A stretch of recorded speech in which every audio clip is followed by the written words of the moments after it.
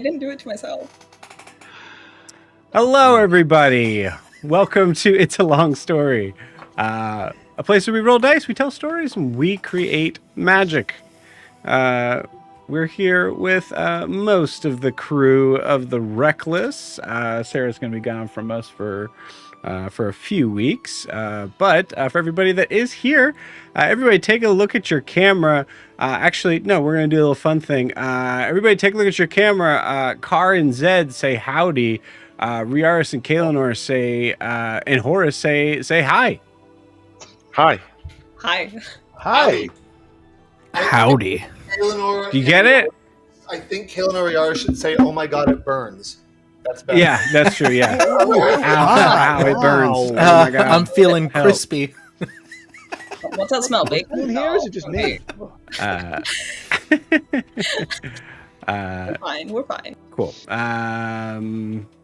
Where that meme? Where the dog in the thing burning down going, this is fine. That This is fine. It's literally. You smell is that, fine. Riaris? It's the smell of abandonment. Because that knows all about that. Jeez. All right, cool. For those that have no idea what this is, hi. We're a D&D live stream that runs every Monday, Tuesday, Wednesday, Thursday, and Friday. Having 5 parties, living, existing, and breathing for those that still do. In the same homebrew world, the wonderful, beautiful world of Estera. So let's move on to announcements. I'm kind of updating some note stuff here real quick while I'm doing that. So, I don't think I got any notifications from Start Playing. So I don't know if there's. Yeah, I haven't got anything from them. You guys got anything from Start Playing about bounty board stuff? I don't think so. Yeah, I don't see it. I don't see it up yet. I wonder if they're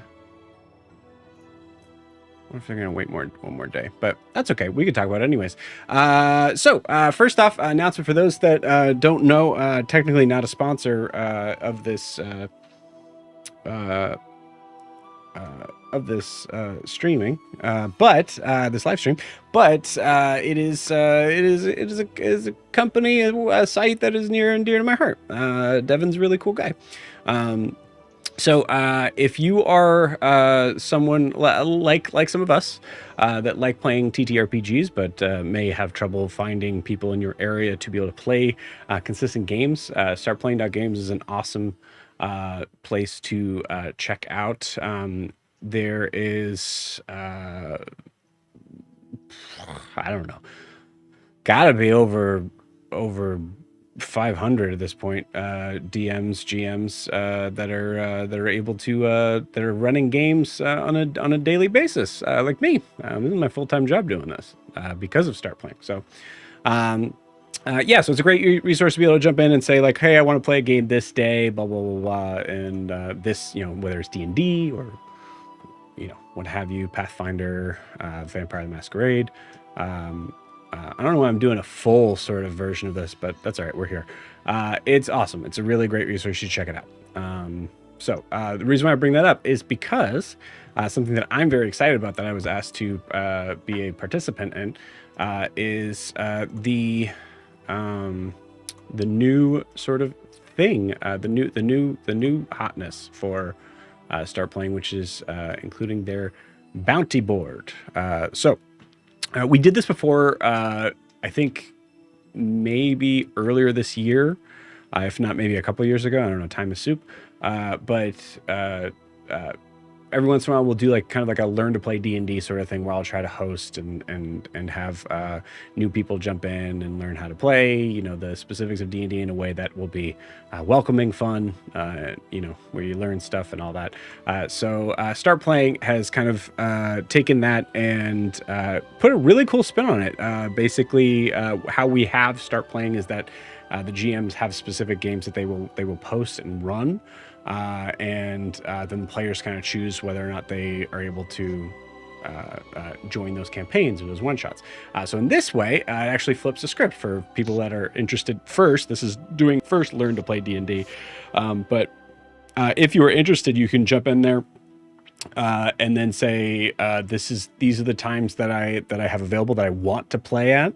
And if there's enough people that kind of join in saying, I could also do this time player-wise, then I, as a game master or DM, can look at those lists and say, okay, cool, there's 4 or 5 people ready to go in there. I'll take that time slot. I can do that. And so, yeah, so they're starting this out with the Learn to Play D&D kind of concept. So it's going to be like a 2-hour block. So very kind of slim time to learn the basics of D&D, and then also be able to kind of, you know, run a little combat, get a little bit of an idea of the RP system and all that jazz. So it's really cool. It should be coming out this week. I was told it would come out today. Today's the 10th. Yeah. But we'll see. So yeah, if you or anyone you know have been dying to learn how to play D&D, perfect opportunity right there. So, yeah, and I'll give you kind of more details once we have that come up. But it's awesome. It's really cool site for that. Shout out to Start Playing. Other announcements. So for our Brass Light campaign, we are going to be losing a player here pretty soon. So we do have an open slot. Open slot. The best kind of splots. The best kind of slot. It's a slot. It's a spot. The splot. It's a spot. We do have an owning it. We do have an open spot for position for Brass Light, which is our Thursday campaign that runs every Thursday. If you are interested in joining in the world of Abravar, very steampunk, kind of Western inspired, still in the world of Astera, I should say country of Abravar, but a little bit more on the modern side, with some very interesting sort of situations with political intrigue, good old fashioned cowboy justice, and a bunch of other stuff. It's really fun. So if you're even at all interested, check out, like last Thursday session was really fun, checking that out. And then if you're interested, please reach out to me. You can do so by going to startplaying.games/GM/it's-a-long-story. You can message me there if you have signed up for Start Playing. If you're not, go sign up for Start Playing. You're going to need to anyways. But you can also reach out to me in the various things down here, all that stuff there.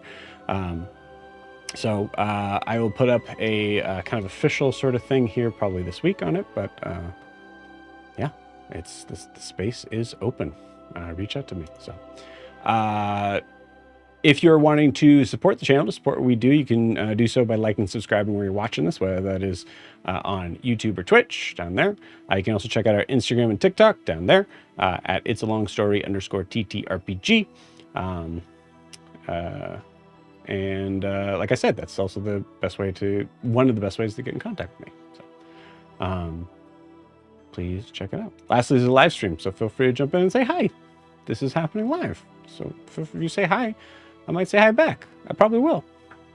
And that's about it. That's all I got for announcements. So before we jump into the craziness that is the Wreckless, especially right now, we need to get a recap of where we left off with the story. So, Nav, please take it away. Okay, all right, guys. Last time on Dragon Ball Z. Oh wait, no, sorry. Listen, these memes are for me. The Wreckless was split into 3 different parties after being yeeted from the moon and space. Apparently, people cannot breathe on the moon. Boo. Karan Zed, with a currently unalive Kobamu, were in Abravar, specifically they are in Madura, where Karan Zed are in opposite end of the garage or room they are in. The girlies are fighting, but Zed is unaware of this and has no intention of talking to him. You could cut the tension with a chainsaw, literally, as there is a chainsaw that has piqued the Sea Elf's attention. They meet Flinch. We love Flinch. Their story is they were born, they lived, and they are here. Zed gets the same question and tells Flinch, attempts to tell Flinch about everything. And Flinch is like, yo, did the UFO that dropped you off, is that picking you up anytime soon? So a UFO's canon in this world? I don't know, but I hope they are. But Flinch knows about the Isles. We get Sassy Car, who when gets asked about stories, gets a little frustrated with all the questions and asks what stories they want to hear. Do they want to hear about the Aarakocra who flew too close to the moon? Rest in pieces, Nala. We miss you. Flinch knows. Oh, Nala is alive. Hold on, time out. No. Nala is Rest in alive, peace. gang. Rest in peace, Nala. Also, just for the record, just real quick, UFO stands for unidentified flying objects. So technically, yeah, they Not a absolutely spaceship? exist. Okay. No, not technically. Damn, I learned something new today. Anyway, Flinch knows.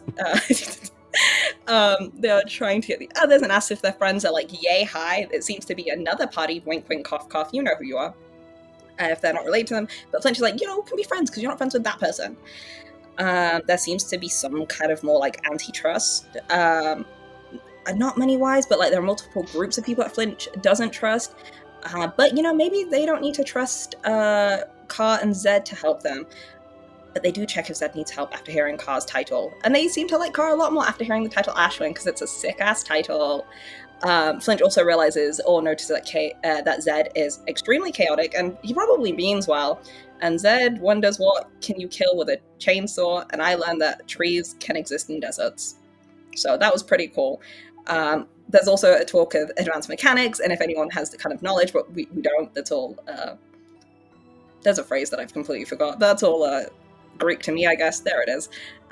Anyway, Flinch warns Car of a place they should stay away from. Never really names it, but there's a place that Car should stay away from. Doesn't know what that means. When Car fell from the moon, he broke his arm.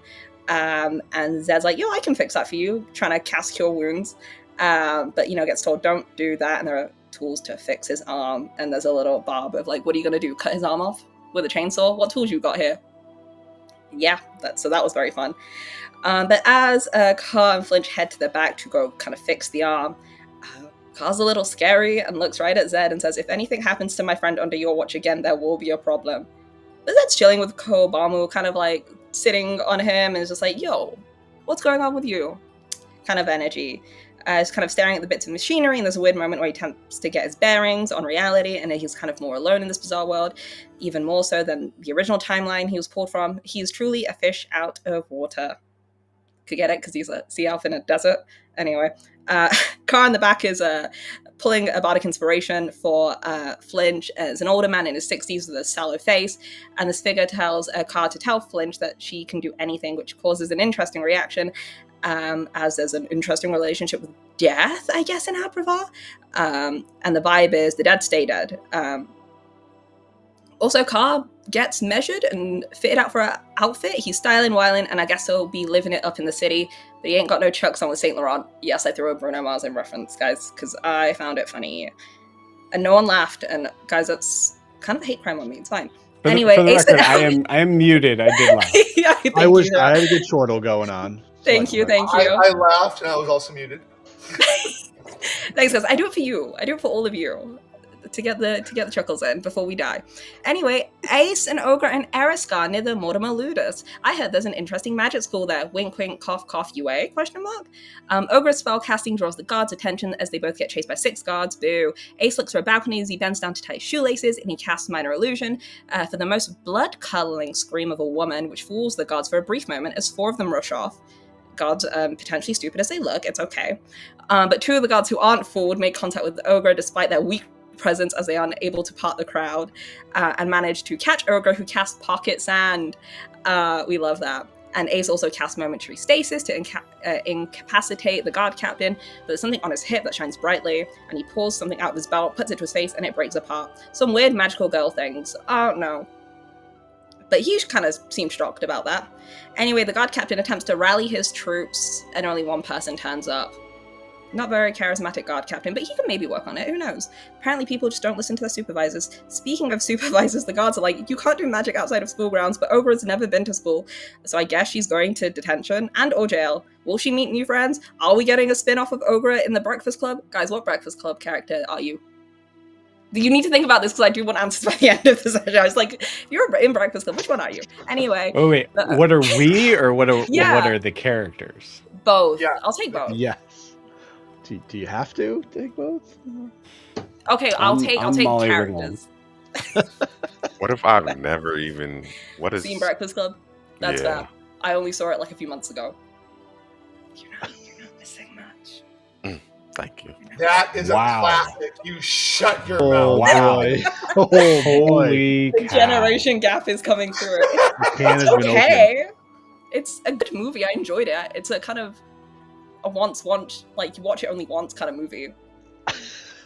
It I feel was like very Jackson- valid for the time. It was very valid. No, seriously, like that was us. Oh boy! Like I feel, yeah. I was like, Uh oh. just kidding. So, guys, my Okay, next character. I'm not part of this, Joe. So whatever you got to do, I can look the other way. Dan actually proofread all my notes for this recap, and he actually told me to put this bit in. So, Oh, no. did he now? Yes, he did. Anyway, Ogre goes willingly with the guards, and Ace lets Armadillo loose his cool snake, iridescent snake that trails behind them. Ace's pride gets hit a little bit as the guards kind of forget about him. I'm sorry, my dude. But, it's great because he dips into a butcher's where a blue/greenish tiefling stares down the alleyway at commotion. I wonder who she is. She seems important. And inside there's a violent-looking tiefling man named Kenneth who asks if everything's okay outside. And he's like, yeah, the Ludus kids. It seems like they have a reputation, but the faculty will probably or might step in. And as Horace heads out, being like, yes, thank you, the door bursts open and the same woman who was outside kind of pushes him back. And she's like, you're leaving without buying anything? Oh, I'm sorry. And Horace looks around. It was like, no, I'm gonna buy a nice cut of fish. It seems like they are like smaller lake water fish. But Horace gets information that they would take over to the northern jailhouse. Ogre meets a human boy called Misa. Just Misa in the jailhouse, and this boy gets confused about who Ogre is. It's a whole very funny scene. It's wonderful, and you should go watch it. Ogre also learns that thieving is a crime in Araskar, and learns that there is a North Imere and a South Imere, but also eventually gets taken to an office where there is a Leonin named Brooke waiting for her. And that's all that happened. Oh, am I missing? Oh, wait, hold up. You want to know about Kyrios, right? They are in a ruined church after crashing into it, but thank God for basement vines. They heal each other's wounds. Someone had a piece of wood sticking out of their leg, and the other one has a bum ankle at the minute. There's a weird moment of Aurora seeing a spirit with wet eyes. I don't know what that's about, and they fly out of there. There's a little Princess Carrie moment as they see a massive destruction of the forest, but nature seems to be taking it back. Oh, and there's a weird girl singing in the forest. She seems very powerful, but doesn't register as undead, fae, or fiend. We follow her and hope not to be a pirate ghost story, and she speaks to Riaris in his mind and asks if we are friend or foe. Well, I guess she doesn't really speak in his mind. Whatever powerful being does instead. Oh, and we're at Raven's Rook. I don't know where we are, but we might as well be in a place called Hell instead. That's recap. Very nice. You're very welcome. Awesome. Please take that point of inspiration. It will be needed. No, thank you very much. Well deserved. Desert trees. Thank you, Jack. Anything else to add, friends? No, that was killer. Sweet. She used some of my pointers. It was good. Everyone contributed to the script. And so we should all get an equal blame of when we're about to die. What? Who said that? Take out these rooms. There are a quite ridiculous amount of NPCs that may pop up between all of you, so I am cleaning out the ones that we don't need so that I may be able to get to the ones that we do.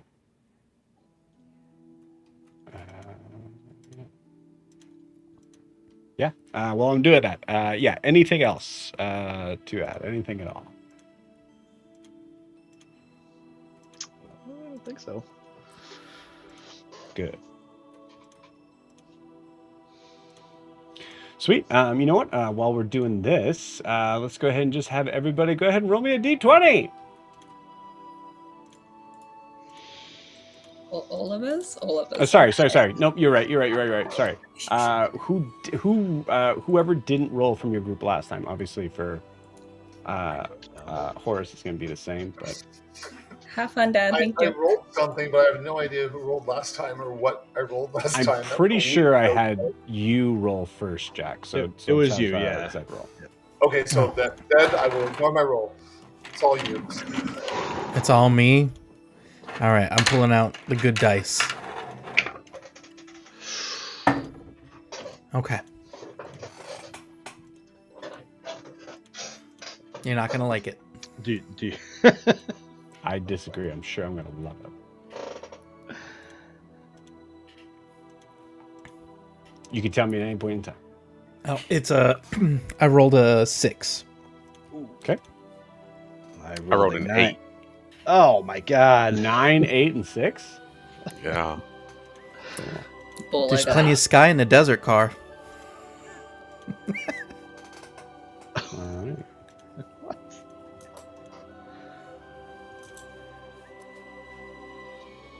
Oh yeah. So many. It's almost like we're all over the world here. You have, Almost like you know, you're all over the world. All right. Cool. Might take a little bit to pull up some of these guys when they come up, so just to bear with me. All right, sweet. You guys want to play some D&D? Yeah. Yes, sir. Let's do it. Sweet. All right.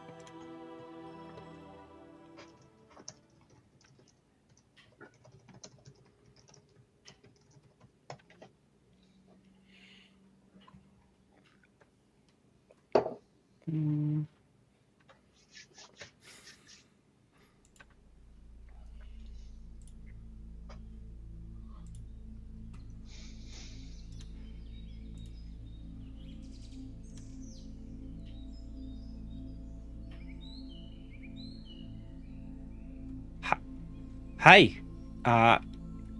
Do you talk? My name's Alyssa.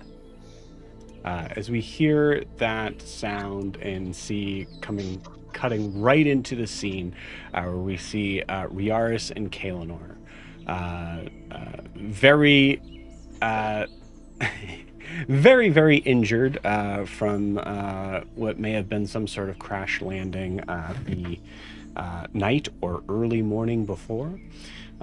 As you are looking at a young girl, black hair, you notice that the tips seem to kind of go into this kind of deep reddish sort of brown. Very simple sort of common clothes. Couldn't be it'd be somewhere around the age of like 8 to 12. Couldn't be older than 12. You guys have the scene.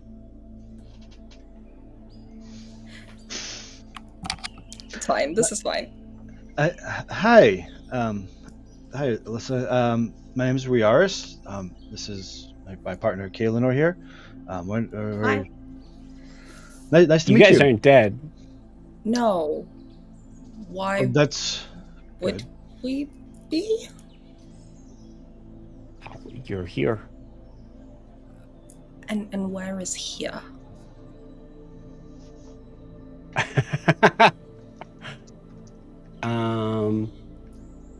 Okay. Where do you think here is? I kind of look at Riaris. Where do we think we are? Well, I think we're honestly somewhere out west. I think we're west. Somewhere not in Grab this. my hometown or the Isles. That's for sure. It's too cold. Okay. We're sorry. We're just travelers. We haven't been here before. They weren't really expecting to come here. Sorry. You're travelers, but you don't know where you are? I didn't say we were good travelers. What? Yeah, it's fair. Okay. Well, you're in Raven's Rock.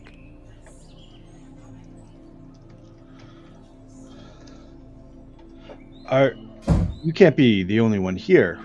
I would assume there are other people here, or not. Why can't I be the only one here?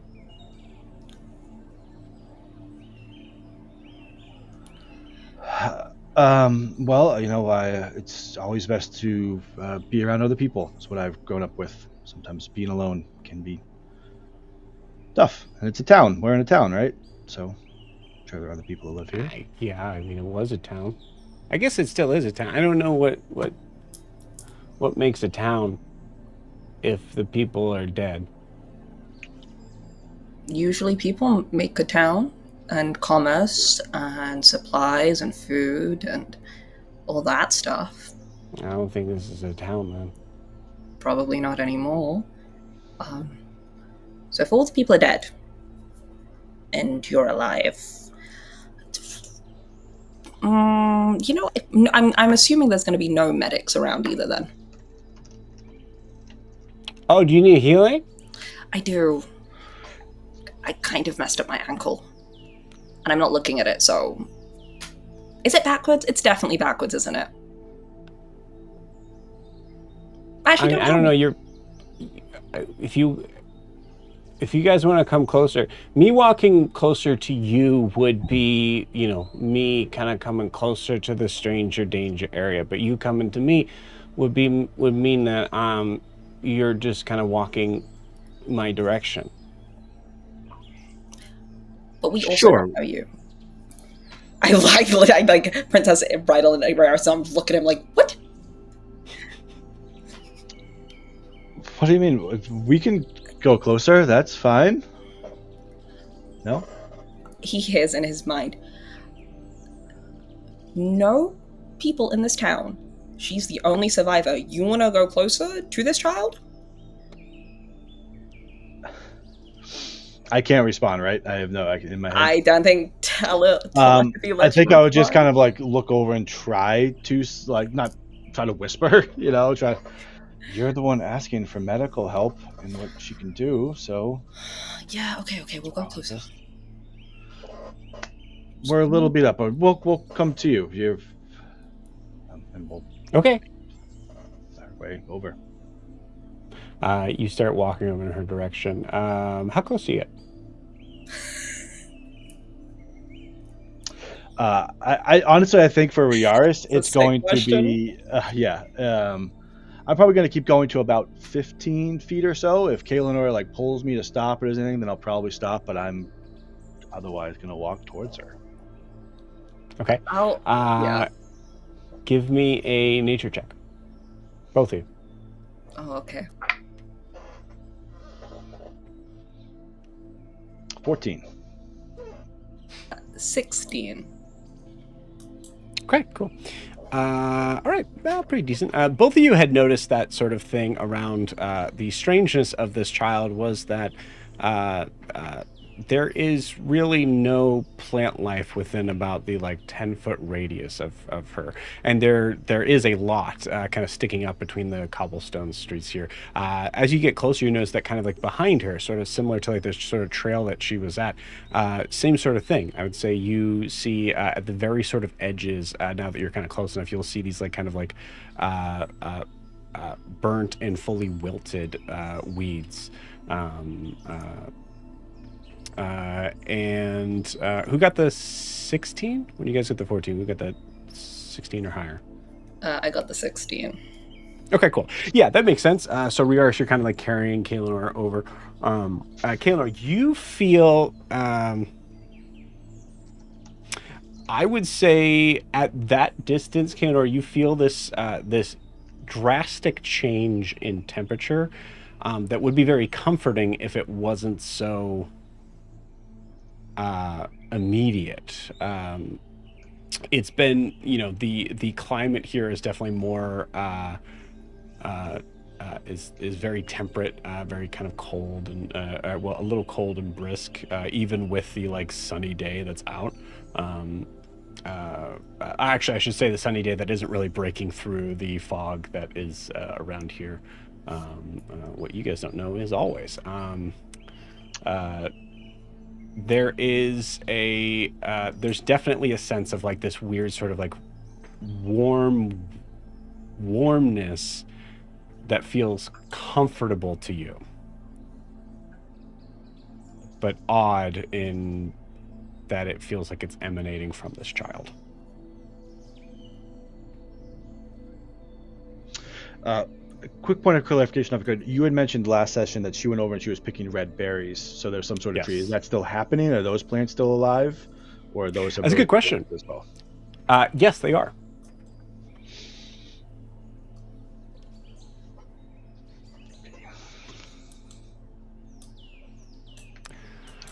Oh yeah! Wow!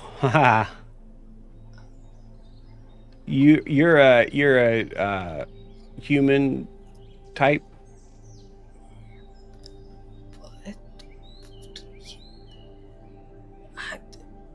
You're a little baffled at that, like an elf? What do you mean? Oh, okay, cool. Yeah, I'm half elf. Oh. That's cool. Sorry, my Google just said I'm glad to hear it. That was weird. All right, back to the game. Google's also very Very happy. Yeah, very happy. Thanks. Yeah, I'm half. Although I don't really look at. Even like my ears aren't really. But my sister's ears are quite pointy. She actually looks like she's like a full. She should know you guys are here because she'll. Oh. Otherwise, she'll probably kill you just for, talking to me. Oh, that's good. Thanks for letting us know. That's good to know. Yeah. Should you want me to let her know? I can call her. Yeah. How would you call her? Is she around here somewhere? Yeah. Yeah, she's not too far off. Also, like, I could probably fix your foot, but I might make your foot into like a, like a big like tentacle monster or something. I don't know. So. Like I could try.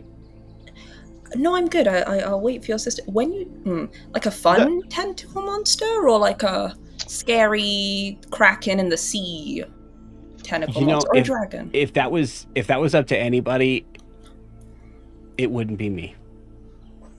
Well, why wouldn't it be up to you? You're mad.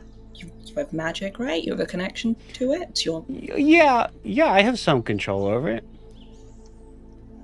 That's fine. That'll come with time.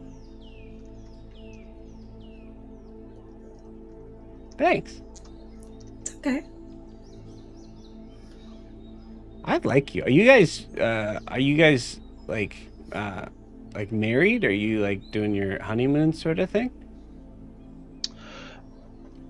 No. Flushes very deeply. No, but I mean, might have been a great spot for a honeymoon at some point, but no, not quite. We're members of a crew on the seas, and friends. I was a member of crew. Oh, what crew? Who are you?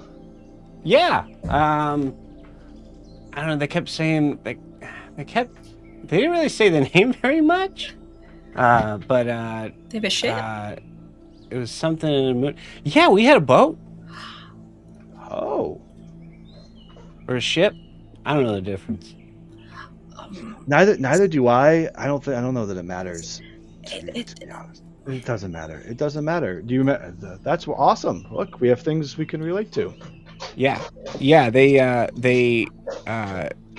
They saved me by taking me from my family. Oh. Okay. What? Oh, that's good. I think. Did you like them? Were your family meet you? Why? Okay, I'm glad they saved you. Yeah. Is your crew still here, like with your sister, or? No, they left me because they're trying to figure out how to. They're trying to figure out how to save me. Why would they need to save you? I don't know. I'm perfectly fine. Huh. Yeah, that seems strange to leave in order to save. Well, okay. should we meet your sister? Are there others here? With Oh you? yeah, no, I should let her know. Yeah, because she'll definitely kill you on sight. Hold on. Okay.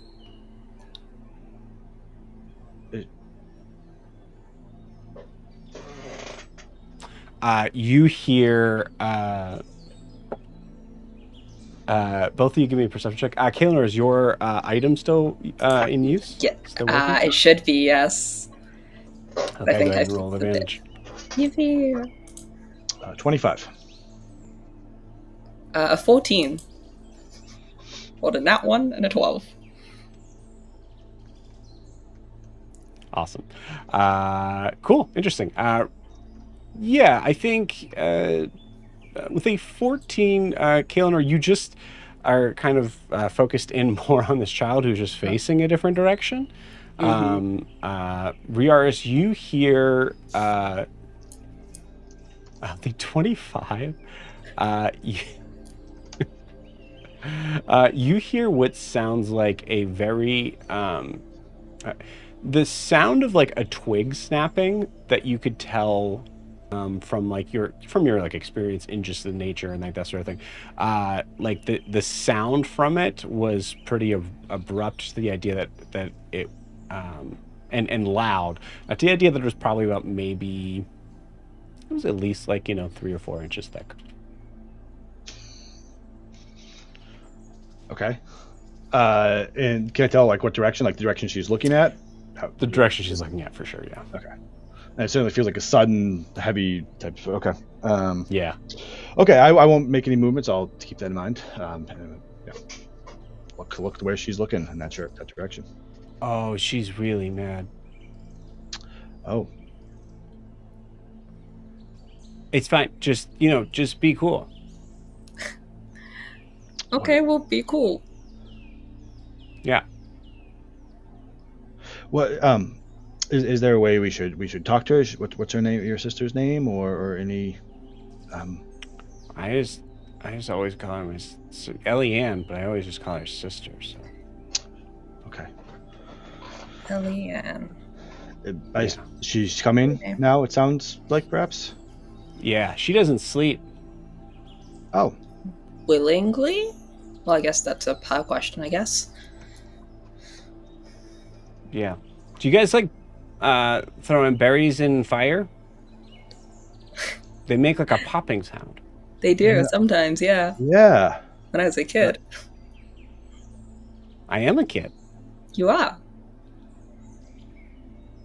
You should do it. Do you like doing that? Is that a thing? Is that why you're? Yeah, that's why I was grabbing these. Also, they feel funny. Do you want to try one? Feel funny like they're tingly, or feel funny like? Yeah. Yeah, I'll try one. Cool. I put my hand she out. puts one in your hand. I'm gonna say with the idea of like her hand, you can feel that heat kind of moving a little bit closer to you, but it is not hurting you. But in that regard, as you kind of hold the berry in your hand, go ahead and give me a nature check. I'm going to say with disadvantage. You got it. Where's Ogre when we need her? An even 7. Cool. Awesome. Yeah. Deliciously bright red berry. I think Kaelinor kind of holds it to the sky a little bit.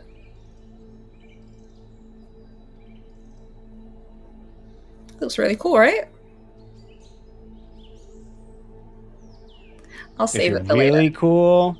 If you're I'd eat really it. cool, you'd eat it. I know, but I might be hungry later, and I didn't really exactly pack my rations with me either. So I'll save this one for later. It's a berry. It's not gonna make you more or less hungry.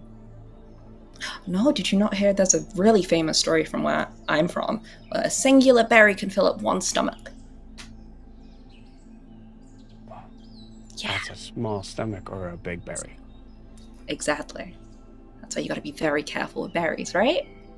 Especially when they're she's this coming. bright. Oh, It's God, okay. I throw the berry. It's okay, they're friends. And you see moving through the brush is a figure that Kaelinor, I would say,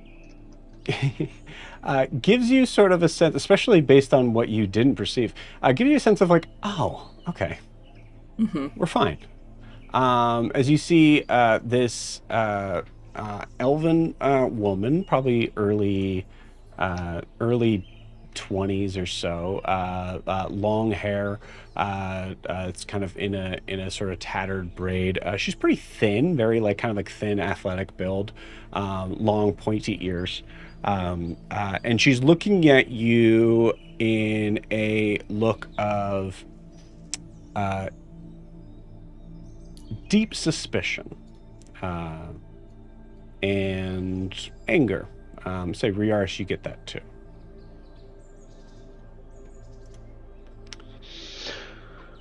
I think I would just kind of put my hands up. Well, no, not all the way up, but Kaelinor, you drop to the ground. Drop to the floor. I kind of imagined I'd put you down, but if not, Okay. then I I'm would. just on the floor. This is really Kind of. demeaning, actually. It's fine. Yeah. I'll just sit on the floor. My legs out. They're fine. Rest it off. Your ankle will be good. I kind of put me. Hello, hi. My name's Riaris. Couple steps back Sure. from the child, please. I would, but I can't move. I'll scoot back if that's helpful. I got you. Alyssa, to me. And you see Alyssa just, I gotta do this. Walks over to you. Who are you? I'm sorry, we're travelers, lost our way. We did not mean to be here where this is. We're a little injured, looking for maybe a little help and a place to spend the night, and then moving on. Roll me a contested persuasion check.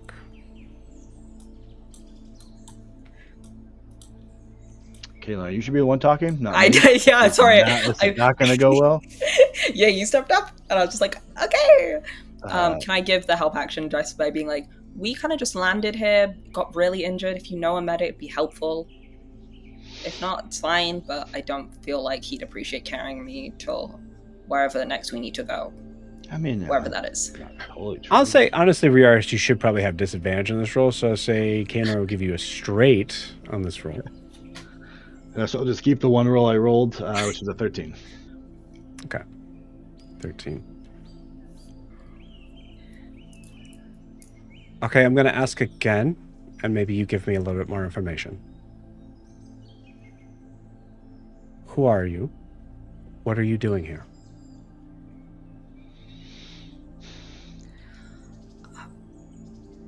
This is Riaris. I'm Kaelinor. We just kind of turned up here. We weren't meant to be here. We were originally... I don't know if you ever heard of the place called the Isles? No? South of South Imea in the waters. We were... Did you... And you traveled through the mountains? No.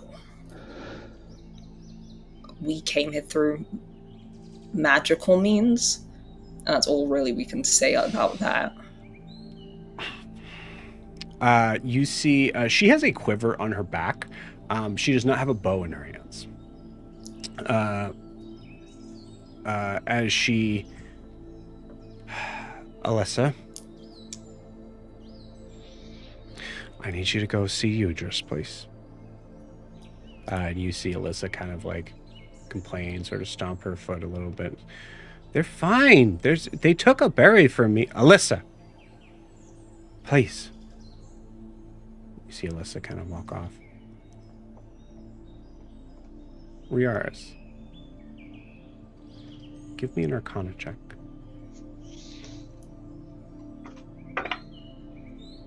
Ooh, that's natural 20. For a 19. We take As the wins. Alyssa's walking back, You see Eliane start to walk towards you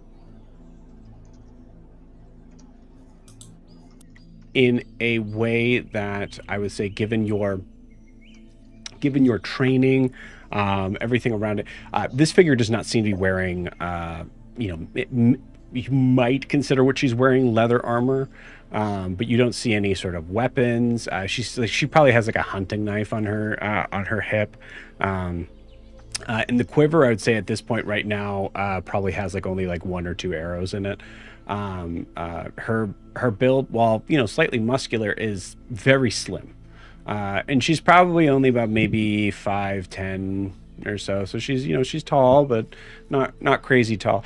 She walks towards you with the confidence and air of someone who knows no matter what happens, they're going to win this fight.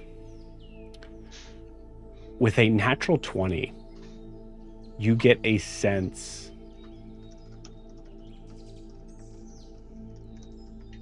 of something dark, something unnatural that is not not something that, like, based on how you cast your spells and how you pull from something, you're usually having a physical force pushing forward to create this thing. The magic she has in her is something that she is consistently holding back.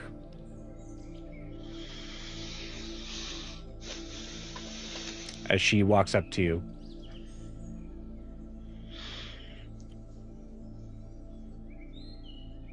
I need you to be honest with me. That's the only way you're walking out of here alive. Both of you.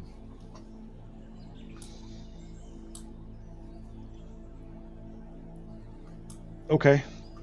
I'll kind of look at Kayla when I say that, as if to, follow the lead a little bit, just like, okay.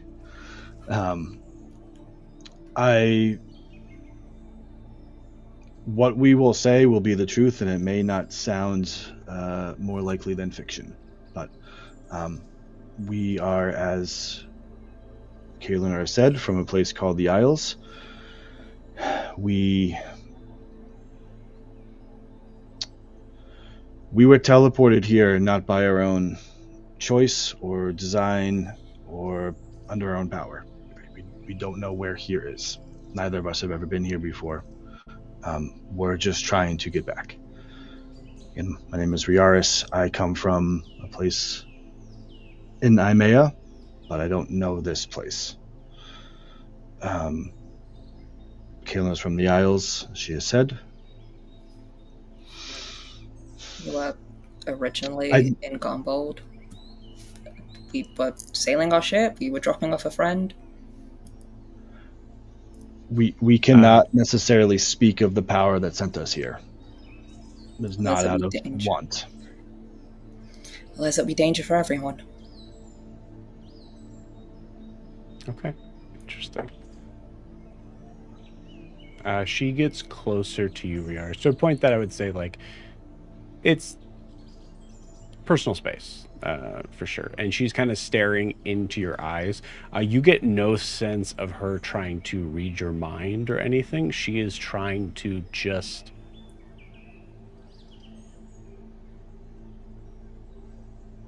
I'll say go ahead and roll an insight check, actually. Sure.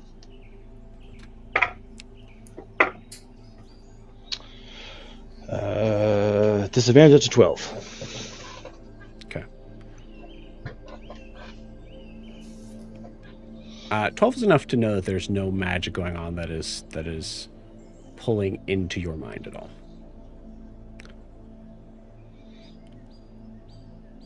Why can't you say who sent you?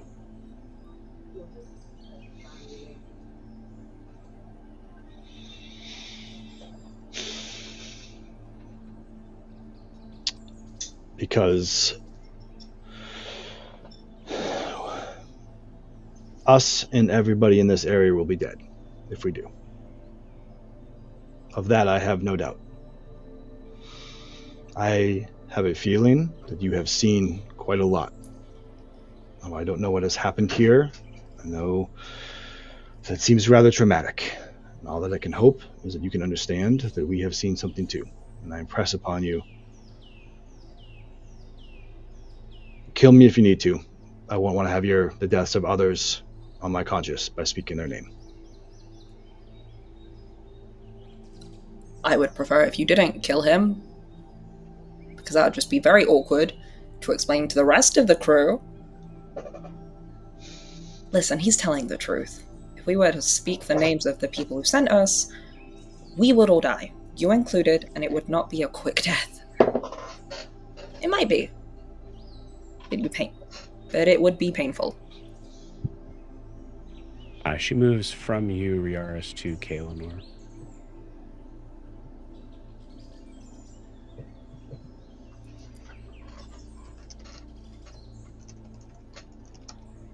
I don't recognize either of your armor. Like we said to you, we're not from here. That's why the armor's different.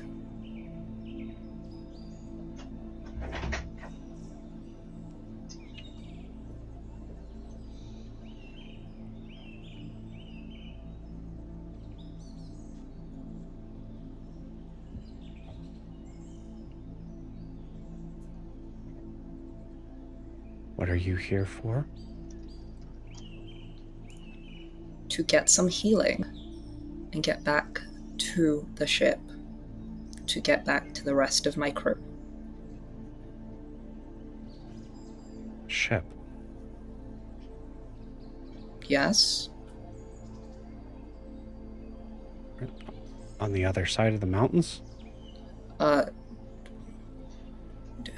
Maybe? I don't know. We were in Gombold, so if Ferraris is right in saying the Isles are south of South Imea, we just need to get a ship to get to the Isles and get to Gombold. Oh, gods, we... Mm-hmm. You're south of South Imea? Yeah, that's what you said, right, Riaris? Yes. Mm-hmm. I'm from an island called Waterfon. We were in Gombold. We've been to Sway. Sway was lovely. Should we get a note to Carvis? Oh, we left Virid on the ship, didn't we? She takes a step back. We did. I don't want to think about that. We need to get back quickly. Do you believe us now? No. Fair enough. But that's... I do believe that angle.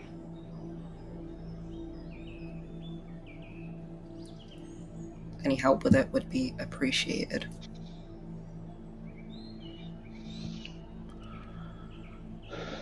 Hand me your weapons, and I will heal your foot.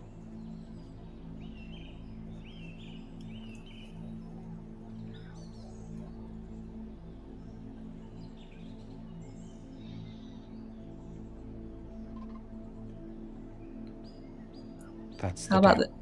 the... yeah, I figured.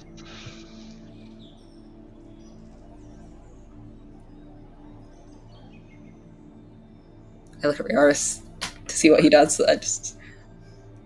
Will we get them back when we leave?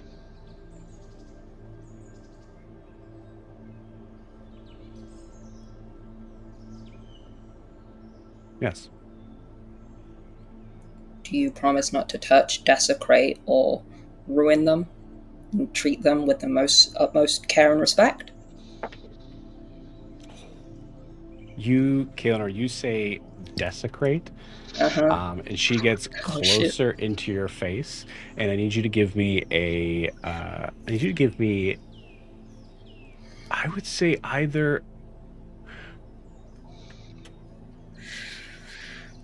I want to say give me an animal or nature check. Animal handling or nature check. I'll go nature.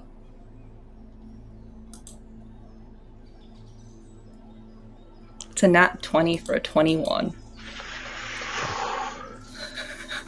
She moves quickly into your face, and you see her kind of bare her teeth a little bit.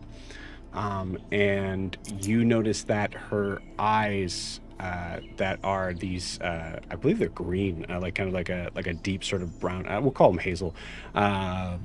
Very like natural looking eyes. All of a sudden, seem to start to kind of go a pale white, and you notice that her cheekbones seem to start to sag down as she looks at you, bares her teeth, and you hear this deep sort of, I would say, bestial sort of growl.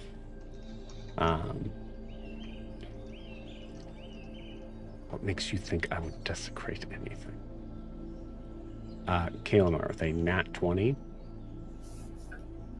on your nature check.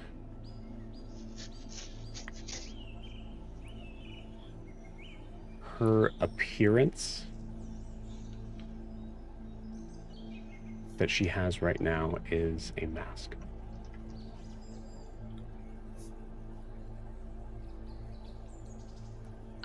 I don't flinch as she comes very close to me. If anything, I lean into her a little bit. I look her dead in the eyes. And whilst I say this to her, I'm going to flick up a divine sense, because I still got a few of those to go. And I just go, because I don't know you. And I just wait to see if she picks up a celestial, fae, fiend, or undead.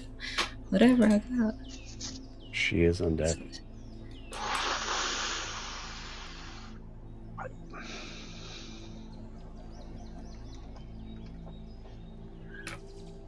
Fuck. Okay. Where is the DM? He said run.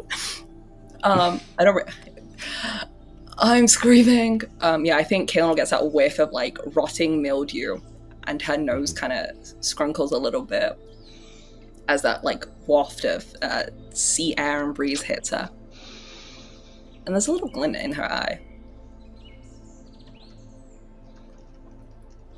I don't know you. I don't know who you are. But I know what you are. And I don't judge people based on what they are. You've done nothing to harm you yet.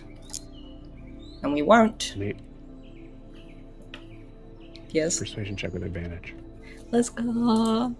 Oh, I'm gonna throw up. It's fine. 25. Nice.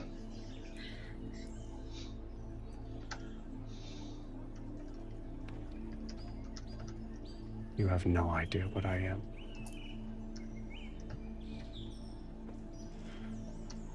Come on. And she doesn't seem to take your weapons.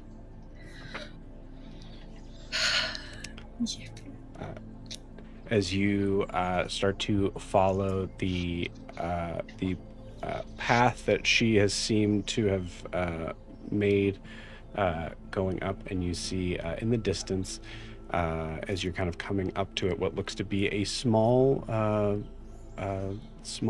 campground with a small sort of fire pit,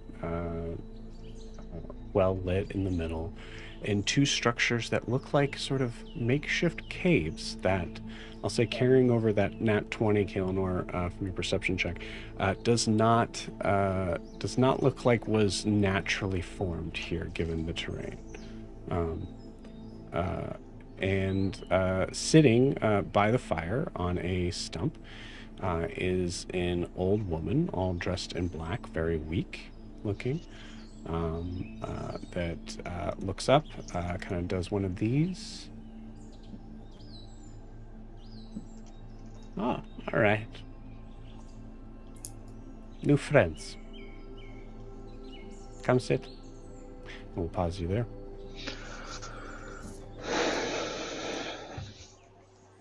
at 25. I have the mini for that character. I'll just tell you, it's not mini. I have a feeling it's not a slender elf. It's not a slender elf, no. Yeah.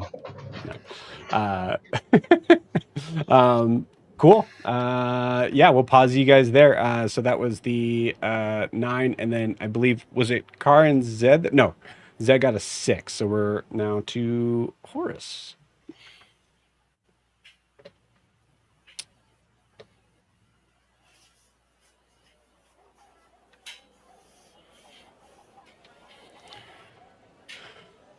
Horus, you are moving about in the busy, crowded street of Eriscar. You are not necessarily sticking out, although your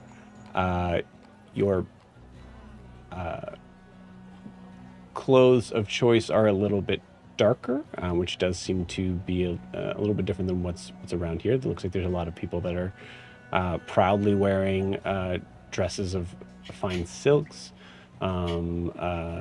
vests, even those that seem to be on the job, maybe currying something or whatever, do seem to be focused on looking well kept in appearance. You do notice a good amount of guards everywhere you go to. Even going down to some sort of alleyways, you can see that it is actually pretty tricky to be out of eyesight from anyone here. But following the directions that was given to you, you come to what looks to be a large stone house. Large stone building. It looks a little uglier than the rest of like the shops and houses around here. It has a little more of a bastion sort of look, but it is connected to what looks to be the north parapet of the north gate here. You see it is also heavily guarded. As you are looking, I imagine just we kind of have the scene sort of like kind of looking across the street here. Yeah, I'm just gonna sort of get a lay of the land, mark where this is in the area, and I want to look for any sort of resting place that may like overlook this area, like a tavern that's across the street from it, Okay. or like We'll say in general, you did pass by a tavern that wasn't too far from it. Again, you didn't get a ton of way in from that north gate. There was a tavern that you saw that had this red steeple that was standing a little bit taller than the rest. You imagine you might be able to get like a room on the highest floor here. that is what I like. Looking at the sign that is over the door, you see what looks to be a title that is called The Inside. Yeah, a good name. I walk in and look for whoever's running the place. You got it. Okay. As you walk in, you see there's a couple of figures around here that are kind of either coming or going. You see that there is the sort of tavern side itself is connected, but is a little bit further, sort of like almost like it is an inn and a tavern, not a tavern that happens to have an inn above it. So there is a figure that you see. You see across the way. That is.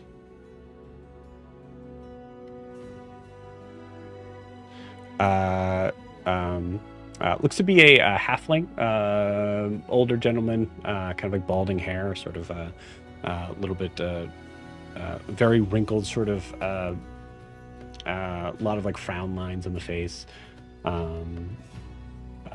That is kind of just waving goodbye to the guests, having this kind of like sort of very like Clint Eastwood sort of style, like kind of constant sort of squinty eyes. And sees you. Good day, sir. Hi.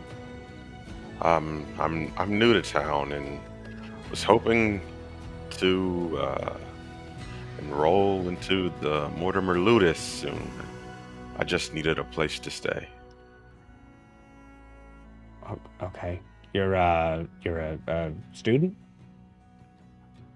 Prospective student? Precisely, yes. I'm hoping they'll take me into their fold. All right. My name's Curtis. I'm the innkeeper here. It's usually I don't know the specifics about it, but from what I understand, there aren't a lot of prospective students that aren't coming in without invitation. Well, I'm a special case. You see, I'm talented if I do say so myself, and I like sort of stick my hand out and look at my nails and, you know. Right. Okay. Well, somehow I think you'll fit right in. It is 2 silver a room. For the top floor.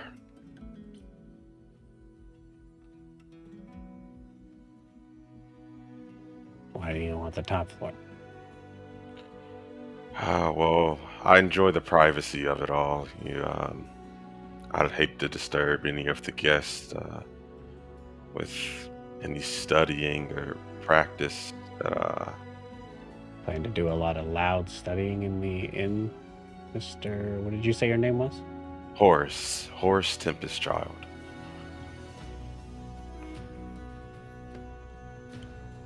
Horace Tempest Child. Right. Okay. Look, there's most folks that are staying here are common folk. Not a lot of magic doing here. I like to kind of keep it that way. Is that understood, Mr. Tempest Child? Yes. That's fine. Just kind of ignoring the fact that he said it wrong, but yeah, trying to stay on his good side as best I can. Okay. Well, usually I charge cheaper for the top floor, but considering you're wanting that, it's 2 silver. Well, I can't argue with good business. What's the conversion rate? It's 2 silver is 5. One gold would be it's by 10. 10. Right. Yeah. So 10 days. So 1 gold is 10 silver. Okay. I'll give him 2 gold to book my stay for the next 10 days. Planning on staying here that long? Well, we'll have to see. I'm not quite sure whether or not they'll take me in, and this seems like a nice enough place to stay to see the rest of town. Maybe I'll take a short vacation while I'm at it. Very well. All right. Here's the key to your room. Would you like a drink or beverage or breakfast of some sort? No, I'm fine. I'm quite all right. I'll just take that key, and I take the key and like hurry up to the room. Enjoy your stay, Mr. Tempest Child. As you walk up the stairs. As you do, You are. Go ahead and give me a. Give me a perception check. Perception. 22. 22. Okay, cool. You do pass a couple of people that are a couple of figures that are either in the hallway from some of the from like the second floor, or passing by on the stairwell. One of which is you see a human woman that is kind of in this very similar to you, actually, in this sort of like strange kind of like more like brownish duster. She almost bumps into you as she seems to be kind of like wiping her eyes. She immediately apologizes. Oh, sorry. It's a long night. No, the fault is all mine. Okay. Moves past you. Next figure you see, we'll say you see this figure in the hallway that is kind of like peeking out the door with like half of his body, but is a dwarf that you see, besides the like kind of like broad shoulders, you see he is wearing a vest that looks to be rather nice. However, has a bunch of like ink stains on it. As he kind of like is looking sort of down the hallway opposite of you, and then kind of looks back in your direction, and then kind of just doesn't say hi, just moves back into the doorway. That's it. As you come to your room, as mentioned, the sort of third floor is noticeably not like, even like walking into the hallway, you see that it is much less cleaner. You notice that there's a door to your left that looks like has had a room number kind of like marked off of it.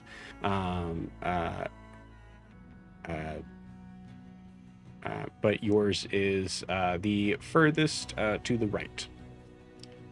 And as you walk in, very simple setup.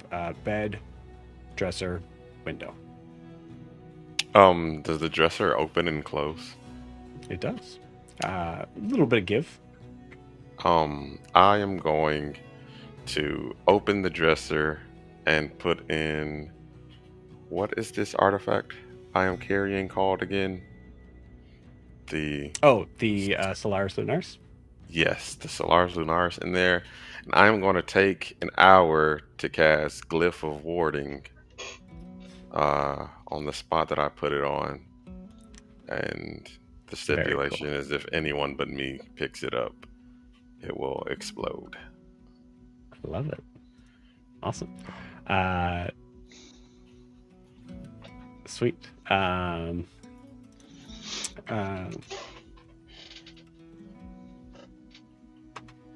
Cool. As you do so, the window to the far right does seem to point out towards the north. So I'd say, given some of the rooftops that are kind of in your way, you are able to see a little bit of the northern parapet. That is in your view. Anything else you'd like to do in here? In the room, no. I think Horse's next move would be to go do like some back to school shopping and just simply find an outfit that sort of fits what other people in the town are wearing, and like I'm gonna leave. No, I'll take my spell book, but just school supplies for Cool. an up-and-coming magist. Very nice. Sweet. You do have Amidala following Ogre, correct? Yes. Okay. Do you have any source of being able to kind of glean information from like where Ogre currently is or what's going on, anything like that? Besides being within range of her, I would not have any. Cool. Any form of doing that. Okay. All right.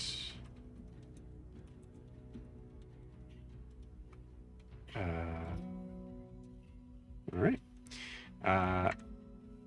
Cool. So as you go out, you are trying to kind of make yourself blend in a little bit more, kind of getting that sort of vibe from the general sort of fashion around. I'll say in the following kind of that like sort of main street that you're at, a lot of the figures that you see are wearing sort of simple garments of like blocky sort of colors.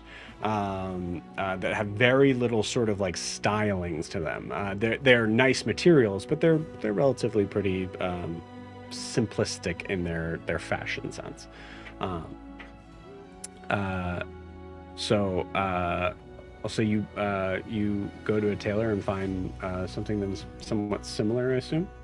Mm-hmm. Okay, cool. You go to. As you try to find the tailor that's closest to you, you find a tailor shop that does not have a lot of the signs here actually don't have names on them. So for this one, you just see like a sign of what looks to be like a knitting needle sort of thing. And walking into that shop, you see a very sort of tall, very sort of typical sort of burly looking orcish figure behind the counter.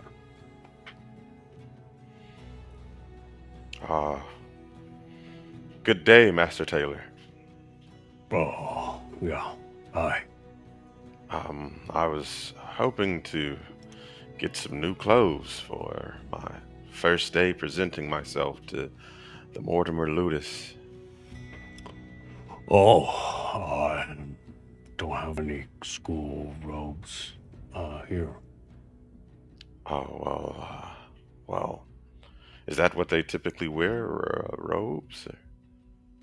Well, I see students, they're typically in their robes. I sort of like think to myself for a second. I have clothes that are a little bit bigger than what you're wearing. Can I keep you warm? You like owlbear fur? Is that like, does it sound like appropriate for the climate? Is it like No, not at all. No. Weirdly, like I think actually as you like look around, you see you're somewhat, even though you are in a tailor shop, it seems to be designated as a specific style that kind of gives you a little bit more of like an REI sort of like mountain man type of design. Mm-hmm. And you do know that you are close to the mountains that are, very cold up top. What I say to him is, I think I'm going to pass on the owl bear fur. But Right. what say I commission you to make some robes for me? I saw earlier there was an orcish woman who was arrested by the local guards, and it just wasn't right how they were treating her. Oh. Yeah, Was she a local?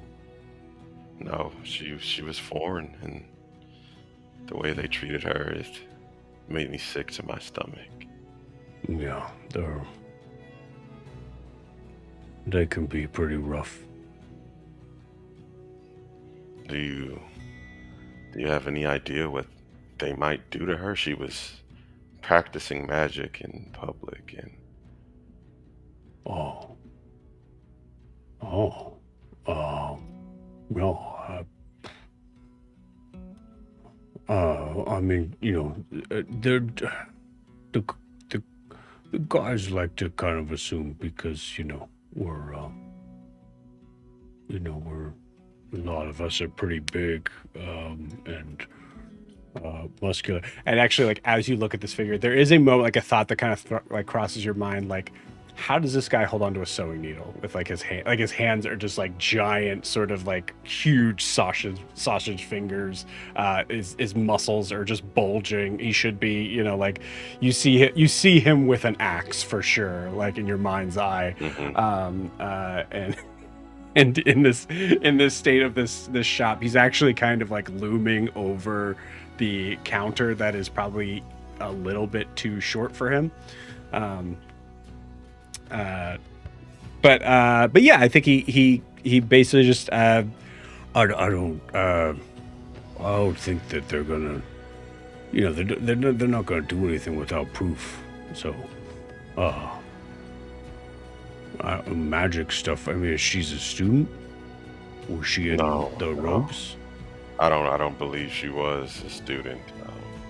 I think she was just new in town and wasn't aware of the laws and customs of the area. She from north. Yeah. Well, I mean, if she's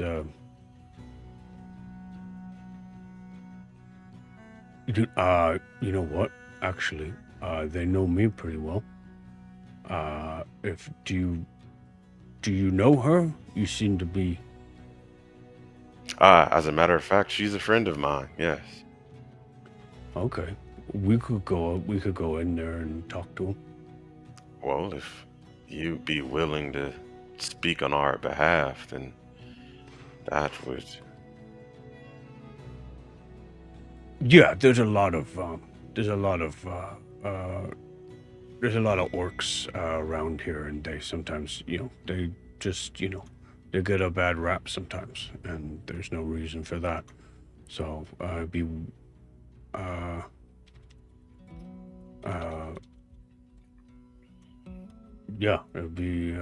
it seems like an important thing to do. Yeah.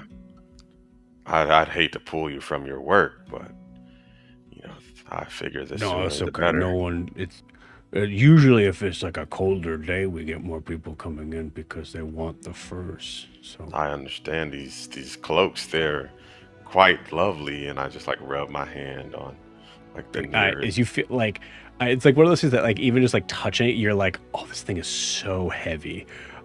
Which is like it's like if I was going to the mountains, perfect. This is what I want. But like it's massively heavy for what you'd be wearing along the streets.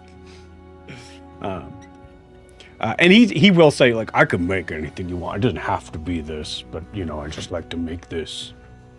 Well, then let's go see if we can have a chat with the guards, and then we can talk business. All right, sounds good. Okay, yeah, all right. Just let me move the sign to the door. He just moves the sign to close, and he puts a hand out that is about the size of your head. A snaglock. Horace, and I shake his hand. I try to make it as firm as I can. Yeah. Difficult to do, but you try your best. And you see he's got a very big smile on his face. With that, he seems to be genuinely a very friendly person. From your, all right, let's go spring your orc friend. All right. A lot of people like to actually stay behind me in crowds because it's just easier to get through. Oh, don't mind if I do. All right. Okay. I'm going to assume you're behind me. So, okay. All right. Let's go. And you I head just walk out into behind this- him. I'm like, yeah, I'm with him. Yeah, you see a wide berth that is given. Not necessarily. I will say, like from the civilians here, even like the very humanoid sort of look was not really like a sense of like scared. Actually, you see a couple of figures like kind of like wave to him, and like you hear like a couple like, "Hey, Snaglack," like. There's definitely a friendliness sort of to that, but yeah, I would say given the general vibe you've seen, every once in a while you notice that like the guards give like one extra look in his direction. But yeah, with that, you head up north towards the towards the jailhouse.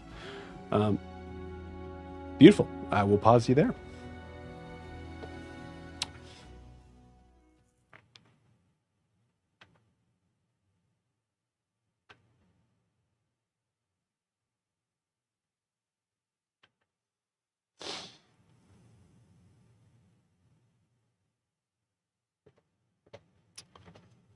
All right. Said, give me a Constitution saving throw.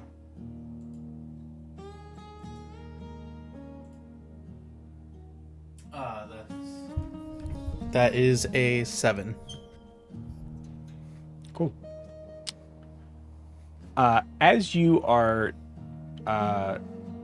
taking your place, sort of staying in the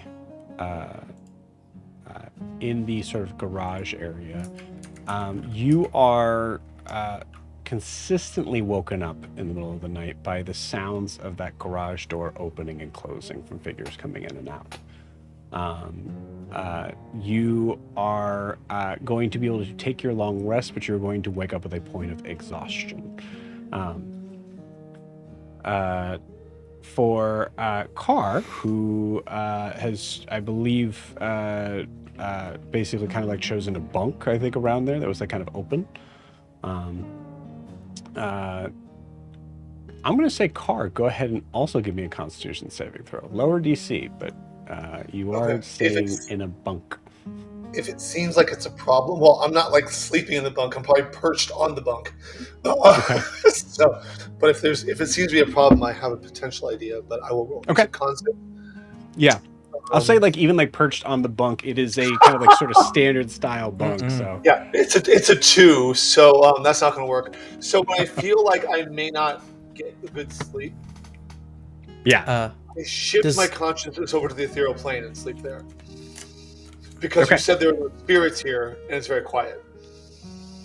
Yep, it's not the sound, I would say, with a 2. So I think it's I appreciate the concept of that, but yeah. So I think that is also probably another sort of version of the middle of the night sort of thing of like kind of going back and forth. Like if I'm able to split my mind into going into some other area that is open, but I think a lot of it is. You've seen this with humanoids for as long as you've been alive. They like to sleep laying down on their back and their side and in very weird sort of so for you, as you were given as you were so graciously given a bunk to sleep in, you're kind of standing and sort of squatting on it, but your head is right at the you're either right at the ceiling or I think you take top bunk for sure. So your head is just like right at the ceiling. And every once in a while you feel that kind of like rocking of whoever is underneath you. So same thing. It is even weirder for you, Carr, because you wake up and it is dark. So we'll pause you there because I think Zed wants to do something, but yeah, you're gonna wake up in the darkness. And before I go to bed, I want to do something too. But before I try to sleep. Cool. So. Does me being an elf and only having to do 4 hours of meditation change that at all? I'll give you advantage. Oh, I'll take that. Damn it. That's a 3. Jeez. Okay. Wow. Beautiful. Okay. Cool. With that, yeah. I mean, it's still kind of the same. It was just like it was perfectly sort of timed that by the time of you, you're able to get like 3 hours like solid from people that stopped coming in, but now that means the morning shift was going out. So there was this, there was this consistent sort of traffic kind of coming in and out from this area. Cool. Cart, something you want to do before going to bed? Yes.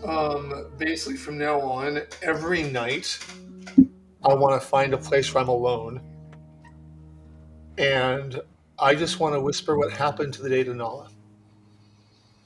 Okay. I know that I was told not to say what happened, but it doesn't mean I can't just whisper into the air what happened to me. So I'm not referring to anybody on the moon, not referring to anybody else. I do say her name, because they didn't say I couldn't mention her. And every day I just say, here's what we're doing right now. Because in Car's mind, she didn't leave Car as much as she stayed there. Right. And also, he knows that they're watching. They can watch. Right. So if she gets to the point where she can watch and she looks in on me, I want her to know that I still love her. I haven't given up. So from now on, every night I find myself separate and I just, here's what happened. I think cool. So I will say in that regard, not to put a wrench on the first day of that happening, but you're in essentially a barrack situation. So the feeling of being alone without being possibly overheard is a little tricky. You might want to go outside. Oh, I will. I will definitely, before I go to bed, I'll move somewhere where I feel like I'm alone. Or at least a corner. Because it was a big garage type thing, right? You're further in where it's actually like it is a rather big room, but there's about maybe 16 to 20 beds here. Consider it kind of like an army barracks sort of situation. Right. No, I meant the first place where Kobamu is. Yes, that is the garage. Yes, the only people there would be Zed and Kobamu. Whatever. He knows what happened. And so just whatever. So Carr would try to find like a corner in that room where he's separated from those people. He doesn't want to go outside because from what he's getting from the interactions with the people here, he should not do that. So he'll stay behind closed doors, but he'll just go to a place where he can just quietly whisper and all what happened, and then for this evening, he'll take the point of exhaustion and be in the room. He'll talk about something differently. The only thing I'll note as just a possible RP moment is Zed, give me a perception check.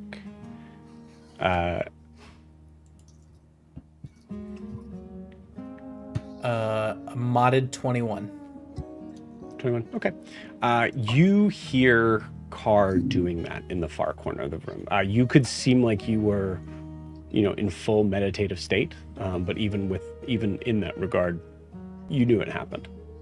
You would, if with that role, you'd probably also hear him talking to spirits, trying to decide something, like what a better path is. Cool. He's also, you're hearing one side of a conversation. I'm just gonna mumble to I'm just gonna mumble to myself. I'm like, everybody thinks I'm the weird one, but everybody else is talking to themselves. Wait. God damn it. No wonder we all get along.